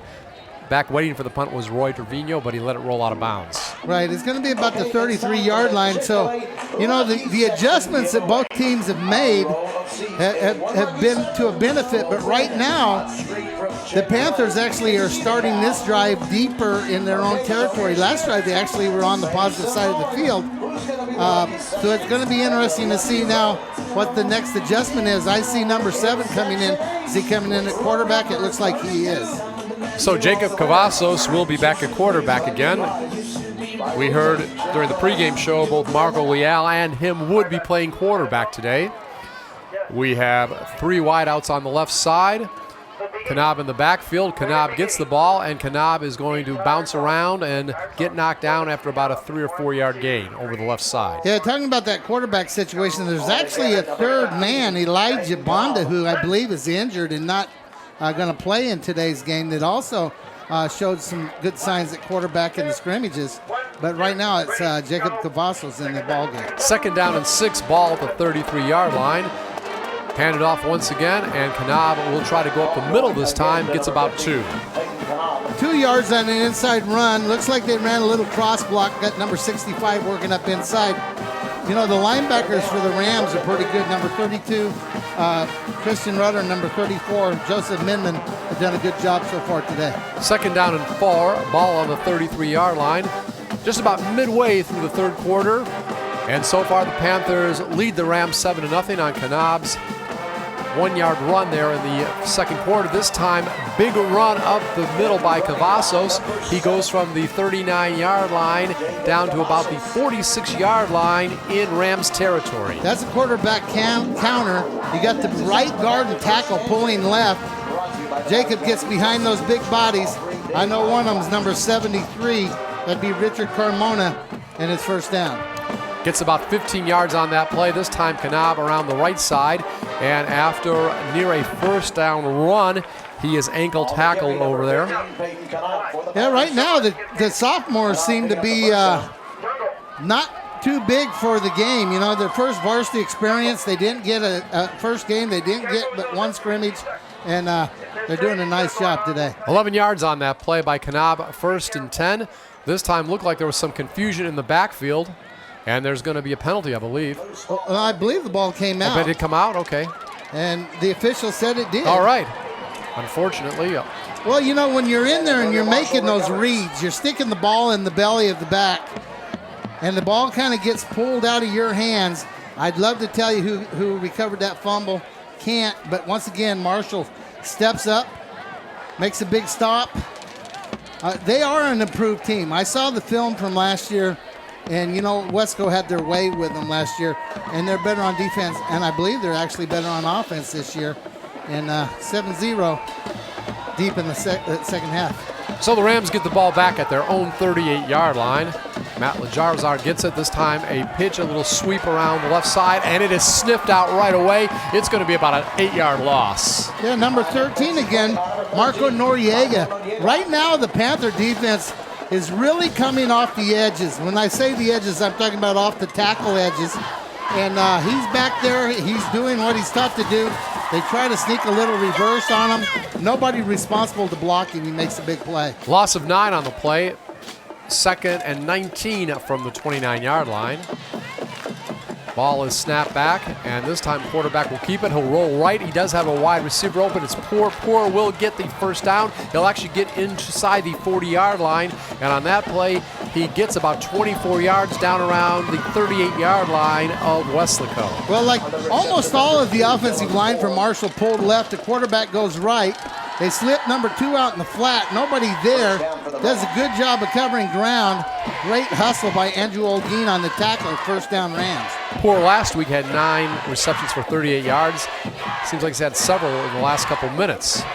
Shotgun. We have a slot on the right side. This time the pitch over to the slot, the pass, and goes nowhere. Tackled immediately is Isaac Lozano. And Andrew Olguin, number 28 again. Big time tackle out there, one-on-one in space. Watch him break down, wrap up, and bring him down. That's a little bit, you know, Andrew's got a wrestling background, and that looked a little bit like a takedown. Wrestling, all right. It's 2nd down and 13, ball at the 39-yard line, so a 3-yard loss on that particular play. Ball is snapped back to Lajarzar, and he will try to get it off. He feels a lot of pressure and kind of throws up a wounded duck, and that was due to the fact that supplying the pressure that particular time was Benito Juarez. Well, you know, number 60 for There the is no Rams. foul for intentional I don't know if grounding. this The was a pass did screen cross the pass, neutral zone. but he was about 10 yards down the field. If you'll see when that ball's thrown, he's over there. I don't know what he's doing way down there, but they didn't call a penalty on it. It's going to be 3rd down. 13 yards to go, ball again. 39-yard line of Weslaco. Lajarzar is back, has a wide receiver open, and will get it to him for the first down and more. It gets about 16, 17 yards, even more than that, down to the 15-yard line. Nice reception on that particular play. It looked to be Spencer Burgos Wilson. Yeah, he did that's a nice little concept on that route combination. First down on about the 15-yard line. This was got by number 82. So about 25 yards on that particular play. 1st and 10. Rams with the ball. And this time another pass over to Dylan Poor. Poor will get inside the 10, and he's down to the 2 near the goal line, and he is in. 14-yard pass, touchdown, this time from Matt Lajarzar to Dylan Poor. So first points of the afternoon are put up on the scoreboard by the Rams. It's 7-6 with the extra point attempt coming up in just a moment. Yeah, that again, they just got him out in space. Number 2 is definitely a good football player. Got out in space, got a little bit of a block out, ran the defender. Would not be denied, and we're 1 kick from tying up this game. And the extra point attempt is up. And the extra point attempt is good. Hendrik Ramirez, who was perfect on 3 extra point attempts last week and a 21-7 victory for the Rams, makes it now 7-all, Rams and Panthers, 3:41 remaining here in the third quarter. Well, what a drive for the Rams. How many times did they convert a third down on that drive? And we saw what we expected out of Dylan Poore, but then you have a big catch out of Spencer Burgos Wilson, number 82. His first catch of the day, hadn't even called his name. Maybe first of the season, not as far as we can tell. But, you know, they just keep battling and keep battling. And now we got a tie ball game. We got 3 minutes and 41 seconds to go in the third period. So there's about 15 minutes of football left. And you know what? We're going to have a good game. This is really kind of fun to watch. It is. It is. I'll tell you what. This is quite a rivalry. Maybe they can extend it. Who knows? When they make the scheduling, if there's availability. I wouldn't mind seeing this again. Would you, Coach? No, but once again, this matchup was created by the previous coaching staff. Mm-hmm. There may not be the relationship. Yep. Again, right. You don't know how districts are going to pan out. Weslaco might like to get Donna back on the schedule or something like that. That would be nice. Or Ed Couch. You know, you never know what they're going to try to do. And here we go for the kickoff, tied 7-7. All right, kickoff coming up here in just a moment. Hendrik Ramirez kicks it off. And ball will wind up. Once again, a fair catch. Yes, a fair catch, about 35. I was trying to see where it was caught. A 35-yard line. Well, they don't have any confidence in him kicking the ball deep and covering it. I'm not sure which, but they gave him the football on the 34-yard line. Yeah. Okay, that's where it's officially marked. I was kind of looking downfield thinking it was going to be a long kick. Right. All of a sudden, another short one. They fooled me even on that one. Well, I guess that's how they kick off, and you don't have to worry about fielding it or covering it or anything. So who's in at quarterback? Leal. Here we go. Marco Leal will be in once again. Seems like he starts most of the series. Cavazos may come in later. First down and 10 ball on the 34-yard line. Again, 3:41 remaining. Third quarter, tie score at 7-all. And a pass is downfield, and it is a nice pass, and it is going to go all the way down to the 20-yard line on that particular play. And it was Richard Olzak, who had a big game last year against the Rams, makes a big catch now. Little inside run fake to Matt DeSantiago. Post to Richard Olzak, first down. And so on that particular play, he picks up close to about 48 yards.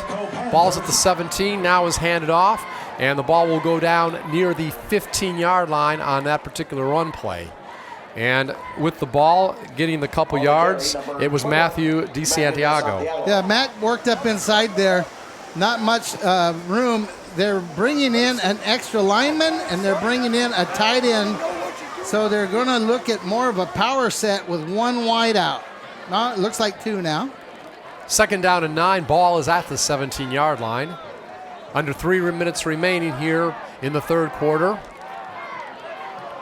And this time it's going to be handed off again, but no go, as in the backfield, DeSantiago is tackled for a loss. 43, Rashad Williams just did a great job of blowing that whole thing up for the Rams. Big young man in the backfield, and you know, it's all right though. It's going to be third and long, but 3rd and 12. Yeah, but you're in 4-down territory. And Rashad Williams is a good quality player. He had 2 sacks last week. Yeah, and I believe he's being recruited. They say he plays some tight end, he plays some defensive line. We'll see what happens with him. 3rd down and 12, ball at the 19-yard line. Timeout. Marshall, their first of the half. And Marshall calls timeout. It's their first of the half. Going to talk things over. After getting that big touchdown on the last play, good series, they want to make sure that their defense is tight. I'm sure they don't want to give it right back right away. Well, no. You're Marshall. And you've got to be talking about Weslaco may go for half of it and kick a field goal. They may go for half of it and then on 4th down go for the other half.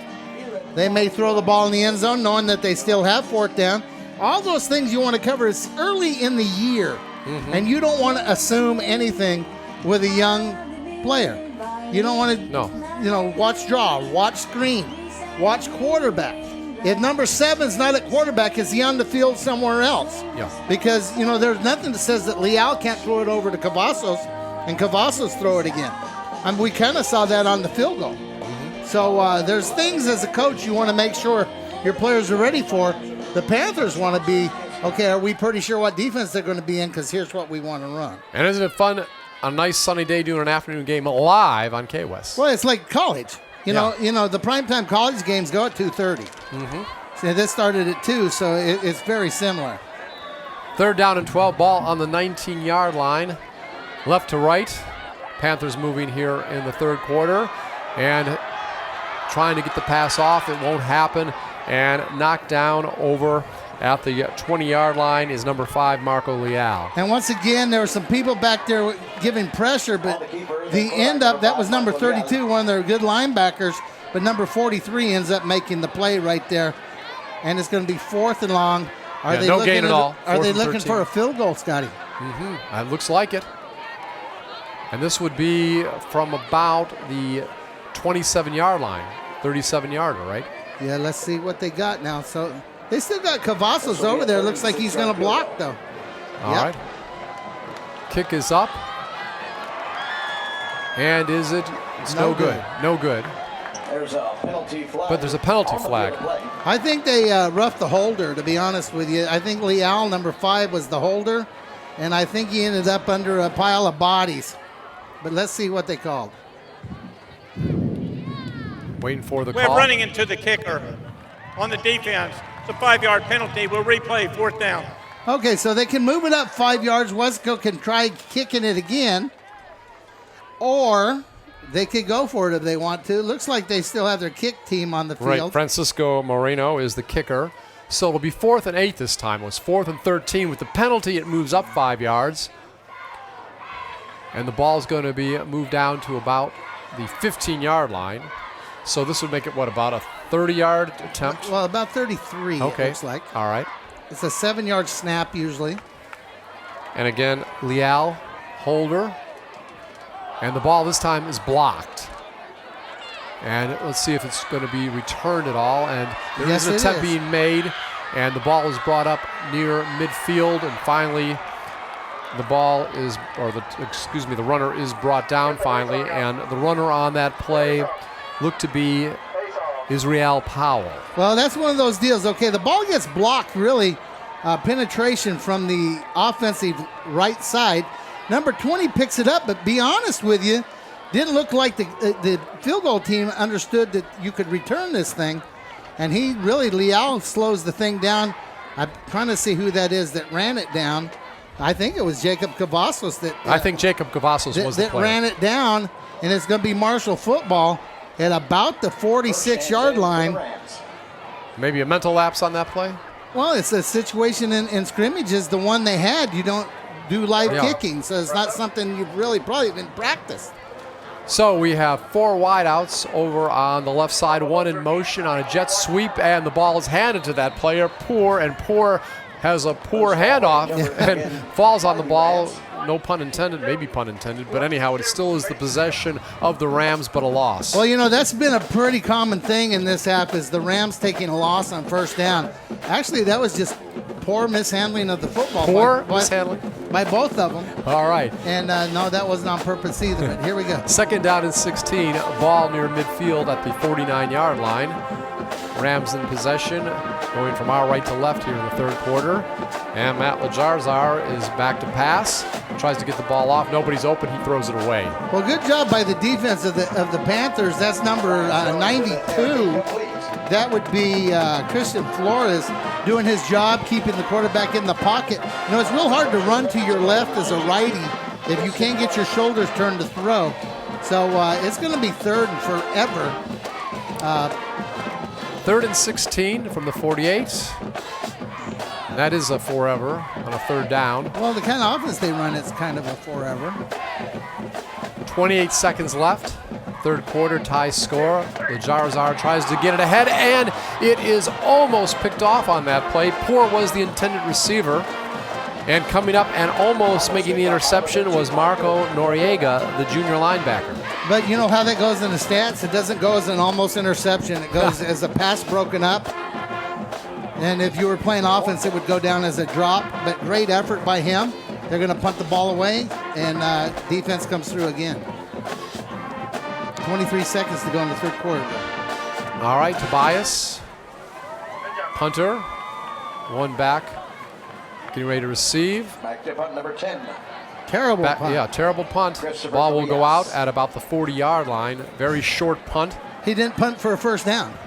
You know where the Oh yeah, that's a good point. He would have had to get to the 38, I think, to be a first down. Yeah, he didn't and went even to the 40 punt it for first down. Wow, very good insight, Coach. That speaks for itself. Yeah. Enough said. You shanked the ball. If you can't Yeah. punt it for a first down, you shanked it. Okay, that's that. I'll always keep that in mind, Coach. So it's going to be 1st and 10 at the 40-yard line. 15 seconds remaining. Weslaco has the ball back. Weslaco scored on Knob's 1-yard run in the second quarter. That is their only score so far of the game. Though in the first quarter, they did get it inside the 10-yard line, but turned it over on downs. I believe Leal's in a quarterback. And this time it's going to be handed up to Peyton Knob, and he's going to get about 2 yards before he is brought down on that play, and it's Israel Powell. Yeah, Peyton Knob didn't get much. He steps in here and has to bounce out because of penetration. Good defensive play, and Scott, that's going to end the third period. All right. That you are right, Coach. 2nd down and 7. And after 3 quarters of play, the Panthers and the Rams are tied at 7. And you are listening to this live broadcast of high school football from Bobby Lackey Stadium on KWES. Visit with Johnny Cavazos for life insurance, cancer insurance, and retirement planning. Johnny Cavazos of Woodman Line, our fourth quarter sponsor.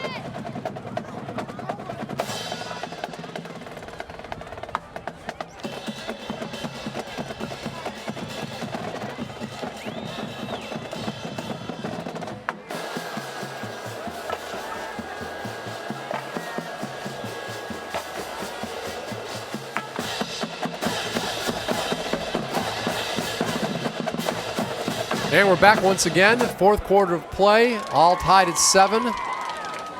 Weslaco and Marshall out of San Antonio. Panthers and Rams. Marco Leal at quarterback, trying to get things set. Working out of the shotgun. Motion toward the left, and the man in motion gets the ball, and that's going to be Knob, and he is tackled. There was excellent lateral pursuit, I should say, on that play, and it was by number 12, Benjamin Derflinger.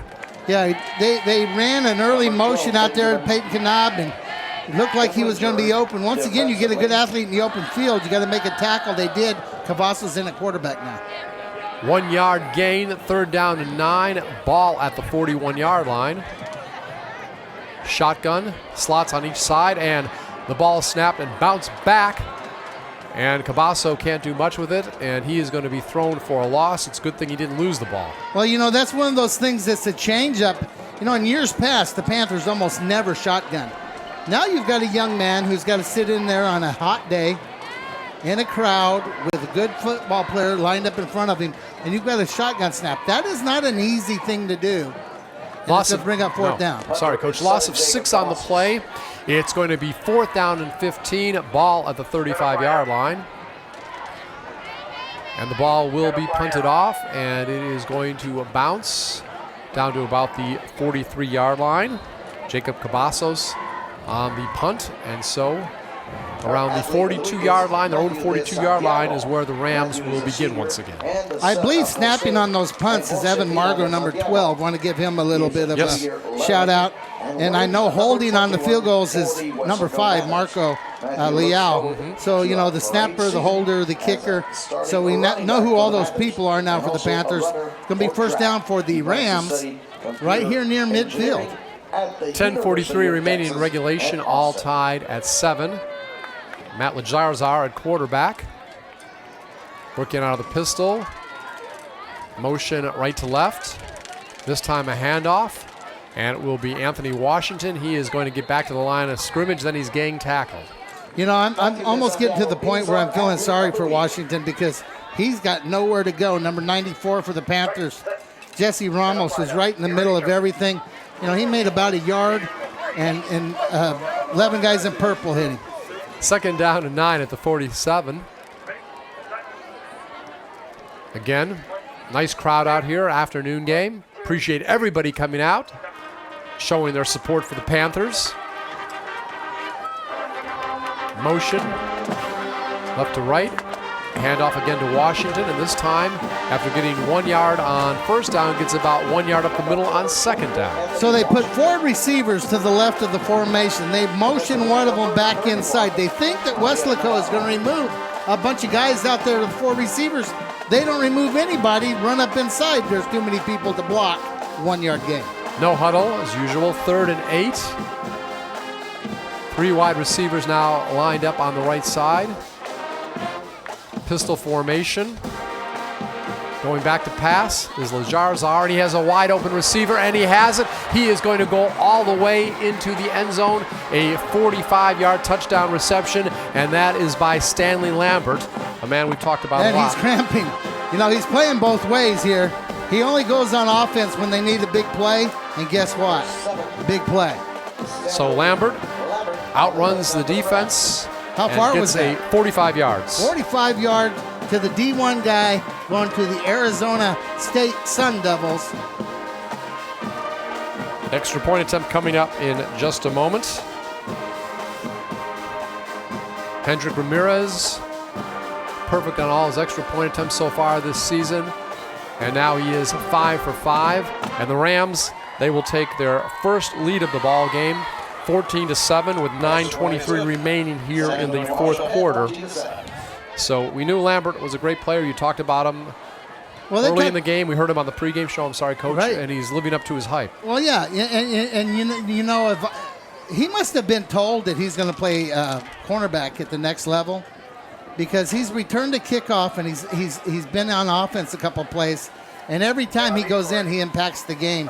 But you know, I don't know that he's getting enough opportunities to impact the game as a secondary member.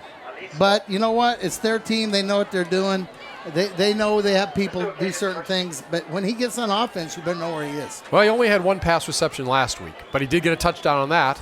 It was only 7 yards. So Lambert so far has 2 receptions on the season, and both are for touchdowns. Well, he was open one other time. Nice play by number 4, Tommy Esquivel, early in the game, breaking up in the end zone. And now the Panthers, for the first time, are behind. Let's see how this coaching staff and this young team respond to being behind. Okay, 9:23 remaining in regulation. 14-7, the Rams over the Panthers. You're watching this on KWES. A great staff putting this together, and enjoyed working with them all this weekend. Also audio on Facebook. Full and the ball is video. kicked off. We're full video on Facebook also. Oh, that's right, Coach. Short kickoff again. Yeah, short kickoff, and the ball is going to be returned up to the 40, and finally pulled down from behind at the 40-yard line. It looked like it was Evan Marco. Yeah, Evan Marco does a nice job. We just spoke about him being the long snapper. Catches that short kickoff. He's a good athlete. I'm sure his grandpa's proud. Nice run, hurdles one guy and gets taken out of bounds. It's going to be Panther ball. Good field position. So the Panthers have that good field position at their own 40-yard line. And it looks like it's Jacob Cavazos who will be in a quarterback. Start this series. A lot of times it's Leal to start series, but Cavasso will come in. And he's got 3 wideouts on the right side.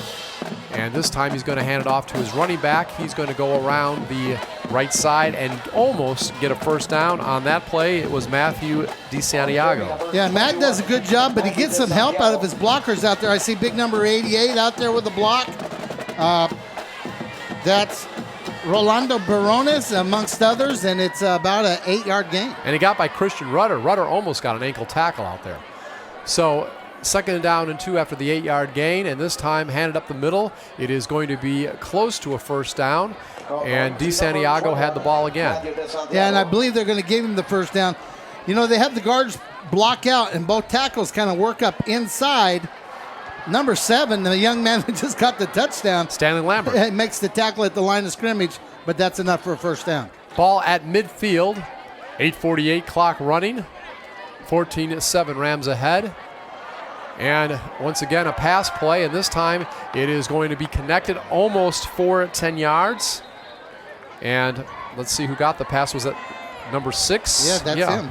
All right, so it was Richard Alzak with the pass reception. Yeah, Richard does a good job here. Cavazos goes back, gets a pretty clean pocket. He got some pressure from 43. Richard curls up in the zone. The whole Ram team tackles him. 11-yard gain. Another first down. Yeah. So Cavazos, nice job passing, finds the open man. And this time he'll think about running the ball. He's going to go around the right side, and he's going to get a first down, and he's going to get a lot more. He's at the 20, he's at the 15, 10, 5, touchdown. It is a 39-yard touchdown run from the quarterback position. A great run by Jacob Cavazos. And, Coach, we could have a tie game in just a moment. Again, pulled the ball down, looked for a moment like maybe he wanted to throw it, decided no one was open, or was that just maybe a fake? Maybe it was a design run all the way. Well, I don't think it was a design run all the way, but he is the X factor with the ability to pull the ball down in trouble and run. Big return. Big catch by Olzak, big run by Jacob, and we're one kick away from being tied. And the ball is up, and it is good. No good. No good? No good. Okay. So it's 13-14, Scott. 13-14, yes. So extra point attempt is no good, and with 8:05 remaining in regulation, the Rams maintain their lead over the Panthers 14-13, but does not take away from Cavazos' play. And let me say this, Coach, because we saw some quick strike abilities there, even if it gets late in the game, that's got to be motivating that, hey, if we're down by a point or 2 or 3 or 4 in the last minute or 2, we do have that big strike capability. Well, that belief has to be taught. You have to be in position. See, I think that might have been a screen pass or some sort of combination route up top. Marshall actually did a good job of covering all of that up. But Jacob said, hey, there's an alley here. You know, one thing I like... So he thought about doing a screen, you were saying? Is that well, there was some sort of pass route going on over here. But here's one thing I like as an offensive coach. Mm-hmm. You never incomplete a run. You know, he gets over there and gets open and throws the ball and it hits the ground. Well, here's another replay of it. Now, look at him looking out here. And the linemen aren't downfield. That also tells me that was not a called run. He just turned it into a called run, and 39 yards later, it's 13. And he did a real good job getting it away from Justin Marshall. Marshall almost had him down from behind. Defensive lineman for the Rams. Yeah, and they're starting to get tired. You can see both teams there. Number 7 didn't give a great effort chasing him down just then. Talking about Lambert. All right, 8:05 remaining, 14-13. Weslaco will kick it off right now. Ball will be picked up about the 20-yard line. Not much going. Maybe up to the 28 on the kickoff. And several men in on the tackle. And so that's where the Rams will start 1st and 10. Well, he kicked the squibber, and they don't want number 7 to get it. I'm not sure who picks it up. He makes a few positive yards, number 22, Johnny Perales. And it's going to be about the 28-yard line. You know, last time out, Rams quick struck on the touchdown pass. Let's see what they do with it this time.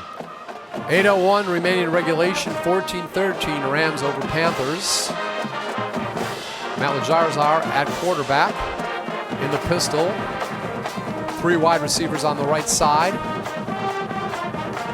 This time he'll hand it off to the back. No, he fakes it. He'll keep it himself, and he is going to try to roll around the right side, maybe gets 2 or 3. You know, I don't think he's reading all of this, because if he was, look at 24. You know, I was telling you I felt sorry for him because he was taking a beating. He would have made about 15 yards on that play. A good job by the defense of the Panthers, holding him to about 3 yards. 2nd down and 7, ball at the 31-yard line.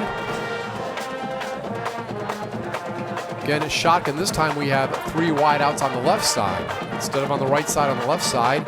And it will be given off this time to Washington. And Anthony Washington this time runs into 3 defenders, doesn't get much. Yeah, there's nothing there.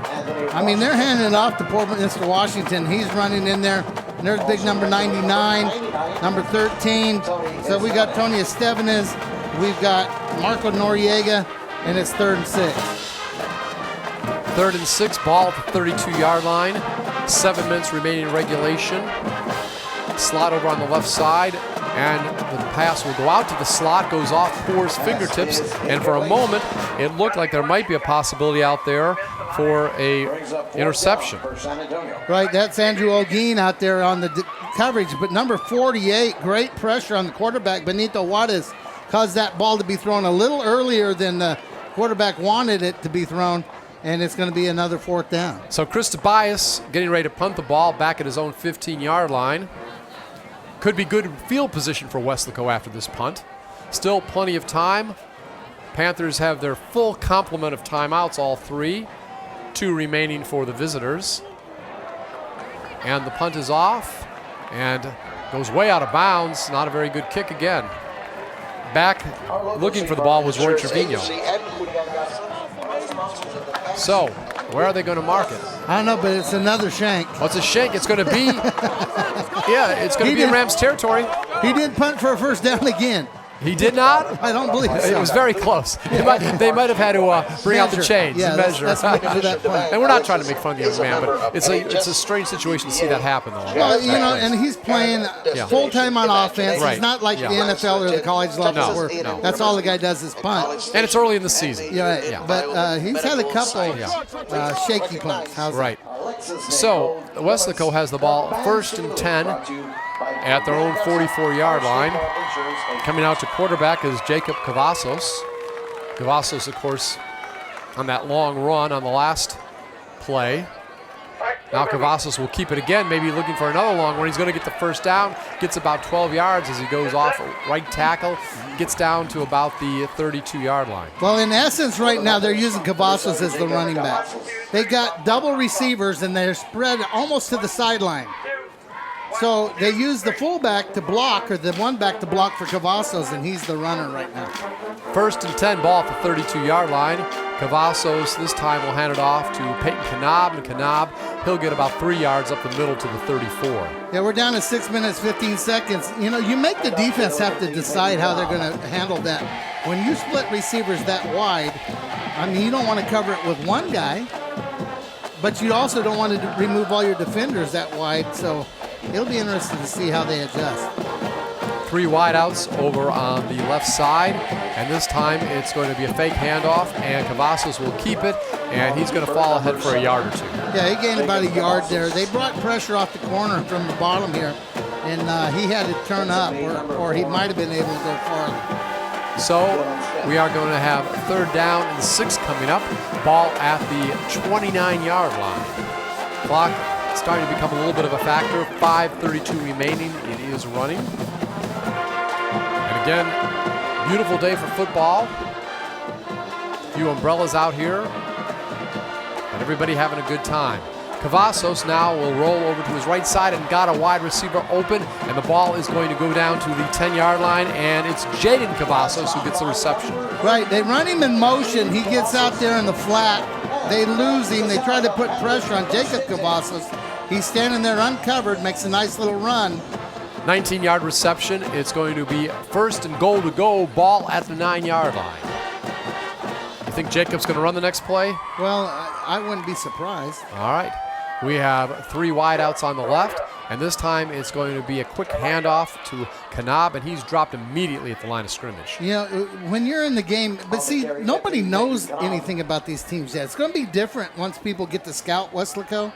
You'll know number 7 can run. You'll know Kanab is a threat. You'll know that Olzak's a good receiver. You'll know that Dena is a good receiver. You'll know some of that. Right now, nobody knows any of that.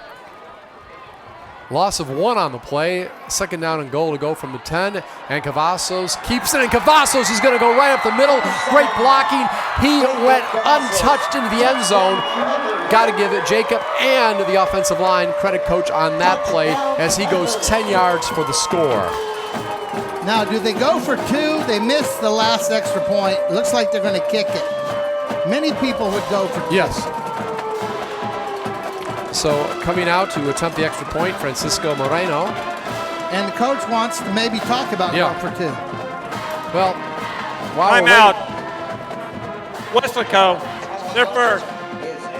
While we're waiting for that to talk about that play, I really thought there was some great blocking and the way Cavasso made the moves out there. Well, once again, that's a pass pattern. He's sprinting out to his left. There's a run-pass option built in, but the linemen are staying on the line of scrimmage because they don't know if he's going to throw it or not. So the pressure gets put on the defense. If you cover, he runs. If you force, he passes. You saw the big pass to Jaden Cavazos. They put pressure, left Jaden uncovered. If they fall back and cover Jaden, then Jacob takes off running. When you have an athlete like that, you put pressure on the defender to make a decision. And they can do the same kind of thing here, going for 2. So you get him in, you maybe sprint him out and make them make a decision. 4:23 remaining here in regulation. Panthers, they have 19. Rams have 14. You know, and a good coaching staff like Coach Salinas says, I'm sure they have worked 2-point plays. You know, you have a period once a week where you go, okay, these are 4 things we would do if we need to get 2 points. Now, he did a lot of talking to number 1, Devin Dana. I don't know if that means he's involved. I don't know if that means he's the main receiver. Well, the kicker's on the sideline, so. Well, they did a lot of talking to Devin Dana there. They put the ball on the hash, and they got Jacob Cavazos playing wide out, and that should be a penalty, but it is not. Yeah, Marco Leal lined up at quarterback. Timeout. Marshall. Okay, Marshall takes the timeout and saved the Panthers a penalty because they had 12 men on the field there when that guy runs off late. That could be a penalty. Rams down to their last timeout. Panthers have 2. Now the Rams want to talk about what did we just see. We saw number 7 at wideout, so we better know because they can run some sort of reverse action. We know he's a quarterback. He can throw. We also know number 5 can run or throw. And they gave us a wide side. And what I mean by that is the Panthers chose to move the ball over to the right hash mark. Usually on an extra point, it's right in the middle of the field. So that could tell you they're going to try to go to the wide side, but that may just be a smoke screen. You go cover the wide side because we're trying to go back to number 1. Remember, Coach spent a lot of time talking to number 1. Mm-hmm. All right, and of course that's Devin Dana, junior wide receiver. So we have Leal at quarterback. Jacob Cavazos technically is uncovered right now. Yeah. Nobody's covering him. He's over there on the left. And now the ball will go over to Kanab, and it will be Cavazos who throws it to the end zone, and he actually throws it to Leal. Okay, so did I say you got to know number 7's in the game, and you got to know that he can throw? So they win a direct snap to Kanab. Kanab pitches it to Jacob Cavazos, and Jacob throws it to the original quarterback for the 2-point play. Little trickery there. No wonder there was so much talk. Well, the Panthers have gone ahead 2014. You got to like that kind of thing, Coach. Just to see something interesting, to see something unique. I think that's going to fire up everybody, fans, players. But give me your perspective as a coach. Well, you want to show that you fought back. You want to show that you've prepared. You know, that play didn't just happen over here in the dirt. We wanted the timeout to make sure everybody remembered what their job was. And the reason he was doing so much talk to Dana is Dana had to run away from that area so that Leal could get into that area. If he doesn't hustle out of that area, a defender stays over there. Now, Coach, let me say this to you again, and it's always good working with a coach. Being a longtime fan and broadcaster of football, you know, I see these great plays come up a little trickier out there, and the first thing that comes to mind is the new Michael Salinas era. We see on this team athleticism. We see athleticism, but everybody knew Weslaco had athleticism. This place is famous for track championships. Even under the old coaching scheme, very good athletes. A lot of kids to choose Well, they're from. applying the athleticism. How does that sound? They're applying the athleticism. Well, and young athleticism. Yeah. You know, when I look at it, I see Dana Jr. I see Jaden Cavazos, sophomore. I see Jacob Cavazos, sophomore. Of course, there are some very good seniors out there, too. But you've got some big production out of guys playing their first high school football game. Big tackle by number 22, Jay Granados. He's also a sophomore that just made the tackle on that kick. So we're seeing some intelligent play by young people, which means they're quick learners, and we're seeing athletes that are actually able to apply their athleticism to football in a way to get points and go in positive directions. How does that sound? And you saw a coaching staff that has done a good job of changing mindsets, cultures, and just the way you do everything in a short period of time. All right, the ball was at the 24-yard line following the kickoff. And on first down, it was Anthony Washington with the ball. And he is actually going to lose one on the play. And we're also seeing now maybe the defense being motivated by all the good things we've seen on offense. Oh, absolutely. And, you know, the quarterback pulled that ball out late and fell down. And right now, Marshall is a better football team they were a year ago. Big catch right there. Yeah, a big catch up the middle that time. And that reception goes to Zeke Marino, who was shaken up earlier. It's good to see he's okay, and it was enough for the first down. Right, and that's going to be a first down. Actually, I think that's Manuel Allen. Was that okay? 6. Was that who got okay? So it's going to be a gain of 10 on the play. Ball at the 34-yard line. And this time it is going to be kept by the quarterback. And Matt Lajarzar is going to get about 3 yards around the left side. Yeah, I'd like to take just a quick minute, all you guys watching on Facebook Live. Immediately following this game, you'll have Mike Gonzalez and Carlos Robledo on the post-game show come in at you from Bobby Lackey Stadium live on Facebook. 2nd down and 7 from the 38-yard line. And this time it's going to be handed up the middle to Washington. And actually, no, let's see who finally has it. Yeah, it is Washington, and Washington's going to be near first down. Had to get 7, looked like he got about 8 or 9. Yeah, he bounced around in there. He got hit by a bunch of guys in purple jerseys, but his legs kept moving. He turns up. Nice hit, number 2, Roy Trevino, but that's first down Rams. Okay, so the ball goes from the 38 to the 46, gain of 8, first down and 10, 2:40 remaining here in the fourth quarter. And this time a big hole up the middle, and look at the runner go. He is going to go 54 yards all the way in for the touchdown. And that particular time, the ball was carried by Matt Lajarzar, the quarterback. So he just keeps it, goes up the middle, and goes 54 yards all the way into the end zone. And that is a heartbreaking play right now for the hometown fans. Okay, so you just made it 21-20. Okay. Do you go for 2? Or do you go for the tie and kick the extra point? I'll go for the tie. Okay, it looks like they're going for 2. All right. They didn't come all the way down here to tie. Okay, we'll see what happens. Lajarzar at quarterback, motion left to right. Has the ball, we'll give it ahead to Washington, and Anthony is stopped nowhere near the goal line. Oh, I'm sorry. Oh, they have it? Okay. All right. I thought that was a touchdown. Yeah. We can't, the angle we missed, we apologize. Yeah. We can't talk about going for 2 anyway. If they score, someone must have caught them. Yeah. Once again, the angle that we have at times up here is rough. A pass. And the pass is over the head. Yes. Pass was attempted in the back of the end zone for a poor. Those of you watching on Facebook, we apologize. You know, there's a couple of angles in this room that you can't see the end zone. And whoever made the play there, great job, Weslaco Panther defense. 3rd down and 5. 3rd down and goal to go. Ball on the 5-yard line, and there's going to be timeout.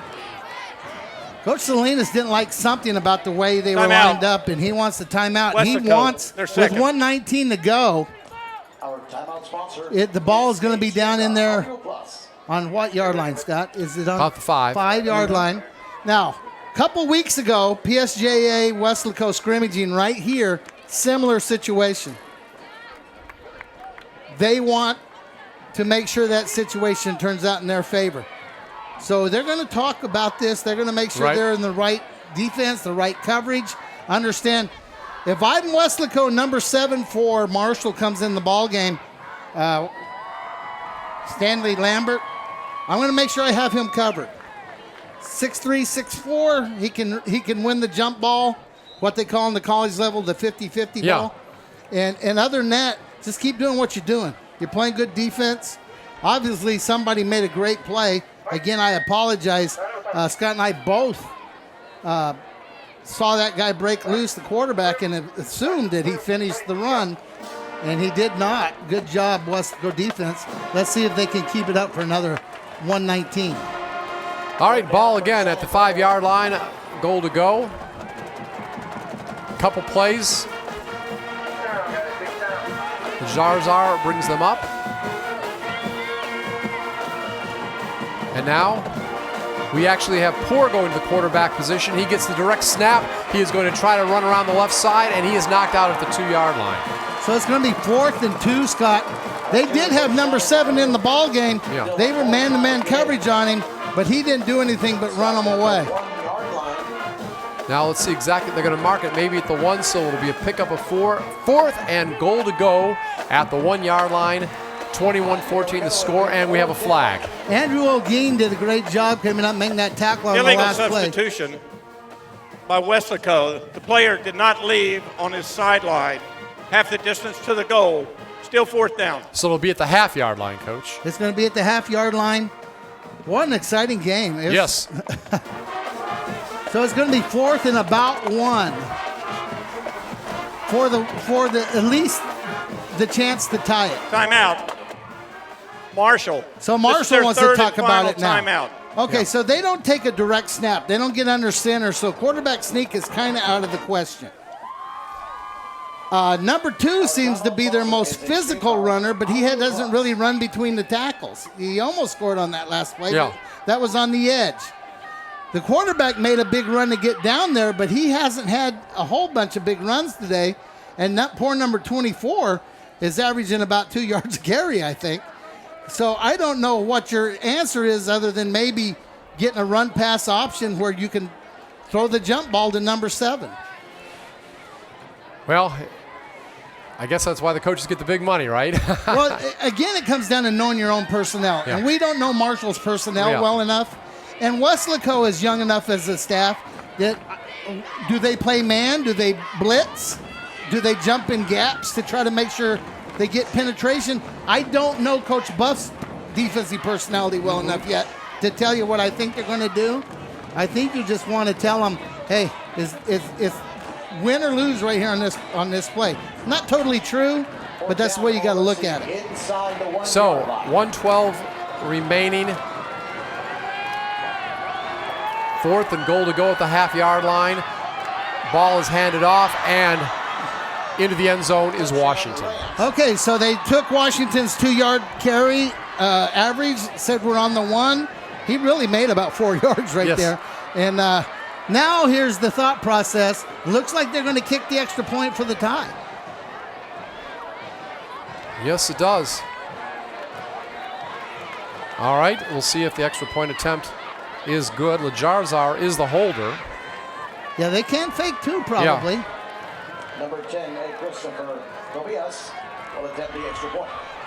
All right, extra point attempt is up, and it is good.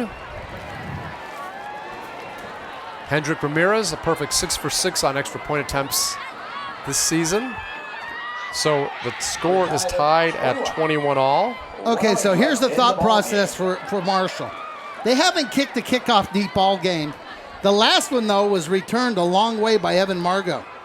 I don't know if you try to kick one deep or if you try to make sure you make them fair catch it and play defense for a minute. Okay? Weslaco's got to think 25-yard line or touchdown. And I say that because, okay, maybe we try 42-yard field goal with clock running. But your first goal has got to be to get over there. Right. So it's going to be an interesting minute. You know, Scott, we may be doing an overtime. Yes. Now, what are the exact rules of overtime here? Well, they'll take some timeouts and they'll talk about it, but somebody will choose offense or defense and they'll start on the 25, and then the other team gets to match what they did. Sort of like college? It's NCAA rules. All right, so here it's in exactly Texas. like college. Yes, right. exactly like college. Third overtime, you have to go for 2. Mm-hmm. I'm very familiar. I've seen a number of college overtime games. All right, 21 all, 1:08 remaining. Ramirez will kick it off. Short kick. And now we're breaking ahead. Here comes Weslaco. One man to beat. Ankle tackle, no good. 15, 10, 5, and it's going to be a touchdown. Can you imagine that? All of a sudden, out of nowhere, we see Peyton Knob go the distance. Wow. Okay, so all the things I talked about, Marshall didn't do any of them. They didn't kick it deep, and they didn't kick it high enough to cause a fair catch. And then they opened up the Red Sea, and Peyton Knob says, if you don't want to play in here, number 20 made a good effort, but nobody else really got in the picture. Peyton Knob, touchdown. Wow. There was one attempt there you saw an ankle tackle, but that was about all. Knob just, you think maybe that here was the conditioning problem, that maybe the Rams were a little bit out of gas? I mean, nobody got near him. Either that or Knob is just even a better runner than we thought. And that extra point was blocked, I believe, and no good. So it's 27-21. Okay, now Weslaco does not want to kick the ball to number 7. Remember early in the game, he had a 50-yard kick. Stanley Lambert, yeah. I'm going to say that kickoff return was 85 yards. That sounds good. Replay. That sounds good. So let's hope Knob opened the scoring in this game, Knob, and we'll also close it. Well, yeah, let's hope so. 56 ticks in this ballgame. But we're at 56 ticks of the clock from the Michael Salinas era. I mean, that was just fantastic how he just got wide open. Yeah, I mean, it's just like the Red Sea. He's got to have more speed than we even think. Well, he has good speed, but he also headed right up the middle with no defenders, still the kicker. And then number 20 makes a nice effort. Was that a mental lapse? I mean, Coach, was he so open? I don't know what they were trying to accomplish with their kicking game all day with that extra point. And here we go. Now, number 7's right in the middle of the field. If I'm Marshall, I find a way to get him the ball. If they kick it short, I'm turning around, toss it to him. I want number 7 with the ball. Weslaco does not want number 7 with the ball. 56 seconds remaining. No timeouts for the Rams. Ball is kicked off, a squib kick, and it bounces around, and who gets it? Weslaco. Weslaco gets it. Weslaco gets it. They can seal the deal. Fans on their feet going crazy. Weslaco is going to win. Well, they call that a knockout kick. They kick the ball as hard as they can at the front line.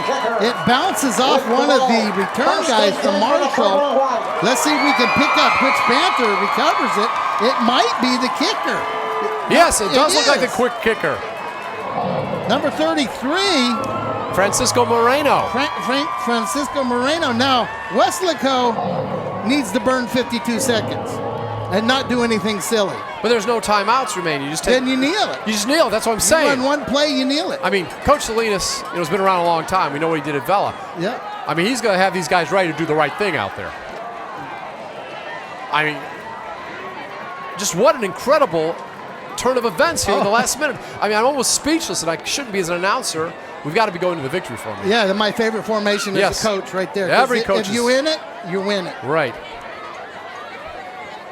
So there it is, and kneeling with the ball. I believe that was Leal. And that should be just about it. 44 seconds. But Coach, game is tied up. You're saying we're talking about overtime, the rules. And there's Peyton Knob getting the ball and going 85 yards down the middle of the field. I mean, you're talking about highlight reel stuff. Yeah, he didn't want to hear anything about overtime. This will be stuff people will be talking about years from now, Coach. Okay, I used to watch the show Married with Children, and Al Bundy scored 4 touchdowns in the game. Yeah. Well, that's a sophomore in his first game, and at some point he'll be our age telling his grandkids, that time I won the game with a kickoff return when I was a sophomore. 10 seconds remain. The officials are already heading off. The players going to their respective benches. Let's count it down. 3, 2, 1. And the Weslaco Panthers are victorious 27-21 as they defeat the Marshall Rams from San Antonio. And what a fantastic finish. I mean, it's been an exciting game all the way around. Let's watch it again. He catches that at about the 15-yard line. Looks like he's going to try head left, and he says, wait, there's nobody in the middle of the field. He's heading into the middle of the field. The kicker takes a dive. Number 20 takes a dive, almost gets him down. Good effort there by number 9, Axel Camarena, and Peyton Knob kneeling in the end zone for a touchdown. So a successful beginning to the Michael Salinas era. Congratulations to the Panthers, to Coach Salinas. They move on to the Mercedes Tigers next week. I'd like to remind everyone watching live on Facebook, coming up in just a few minutes will be the post-game show, Miriam Guerra post-game show with Carlos Robledo and Mike Gonzalez. They'll have Coach Salinas and some other guests and recap the scoring and the excitement of this game. I'd like to congratulate the Marshall Rams. That's a much improved team, Scott, and they got a long ride home, but they've got a good young team too. It was nice to have them here. And again, Jacob Cavazos coming in at quarterback, getting a couple of big touchdowns in the second half. And of course, Peyton Knob getting the short run early for the touchdown, the 1-yard run to open the scoring in the game. And then coming with the 85-yard kickoff return for a touchdown. I'm going to tell you what, I hope it continues like this, Coach. If this is what Weslaco Panthers football is like, I can't wait to do a lot of these games this year. I mean, this was just incredible. One of the best games I've ever seen at any level. Yeah, excitement. It was awesome, Scott. And once again, we'll get back after it. But on behalf of the whole KWES crew, myself, Coach John Boswell, and Scott Harrison coming to you from Bobby Lackey Stadium, Weslaco wins it 27-21. Stay tuned for the post-game show. Thanks for listening. We'll see you next time.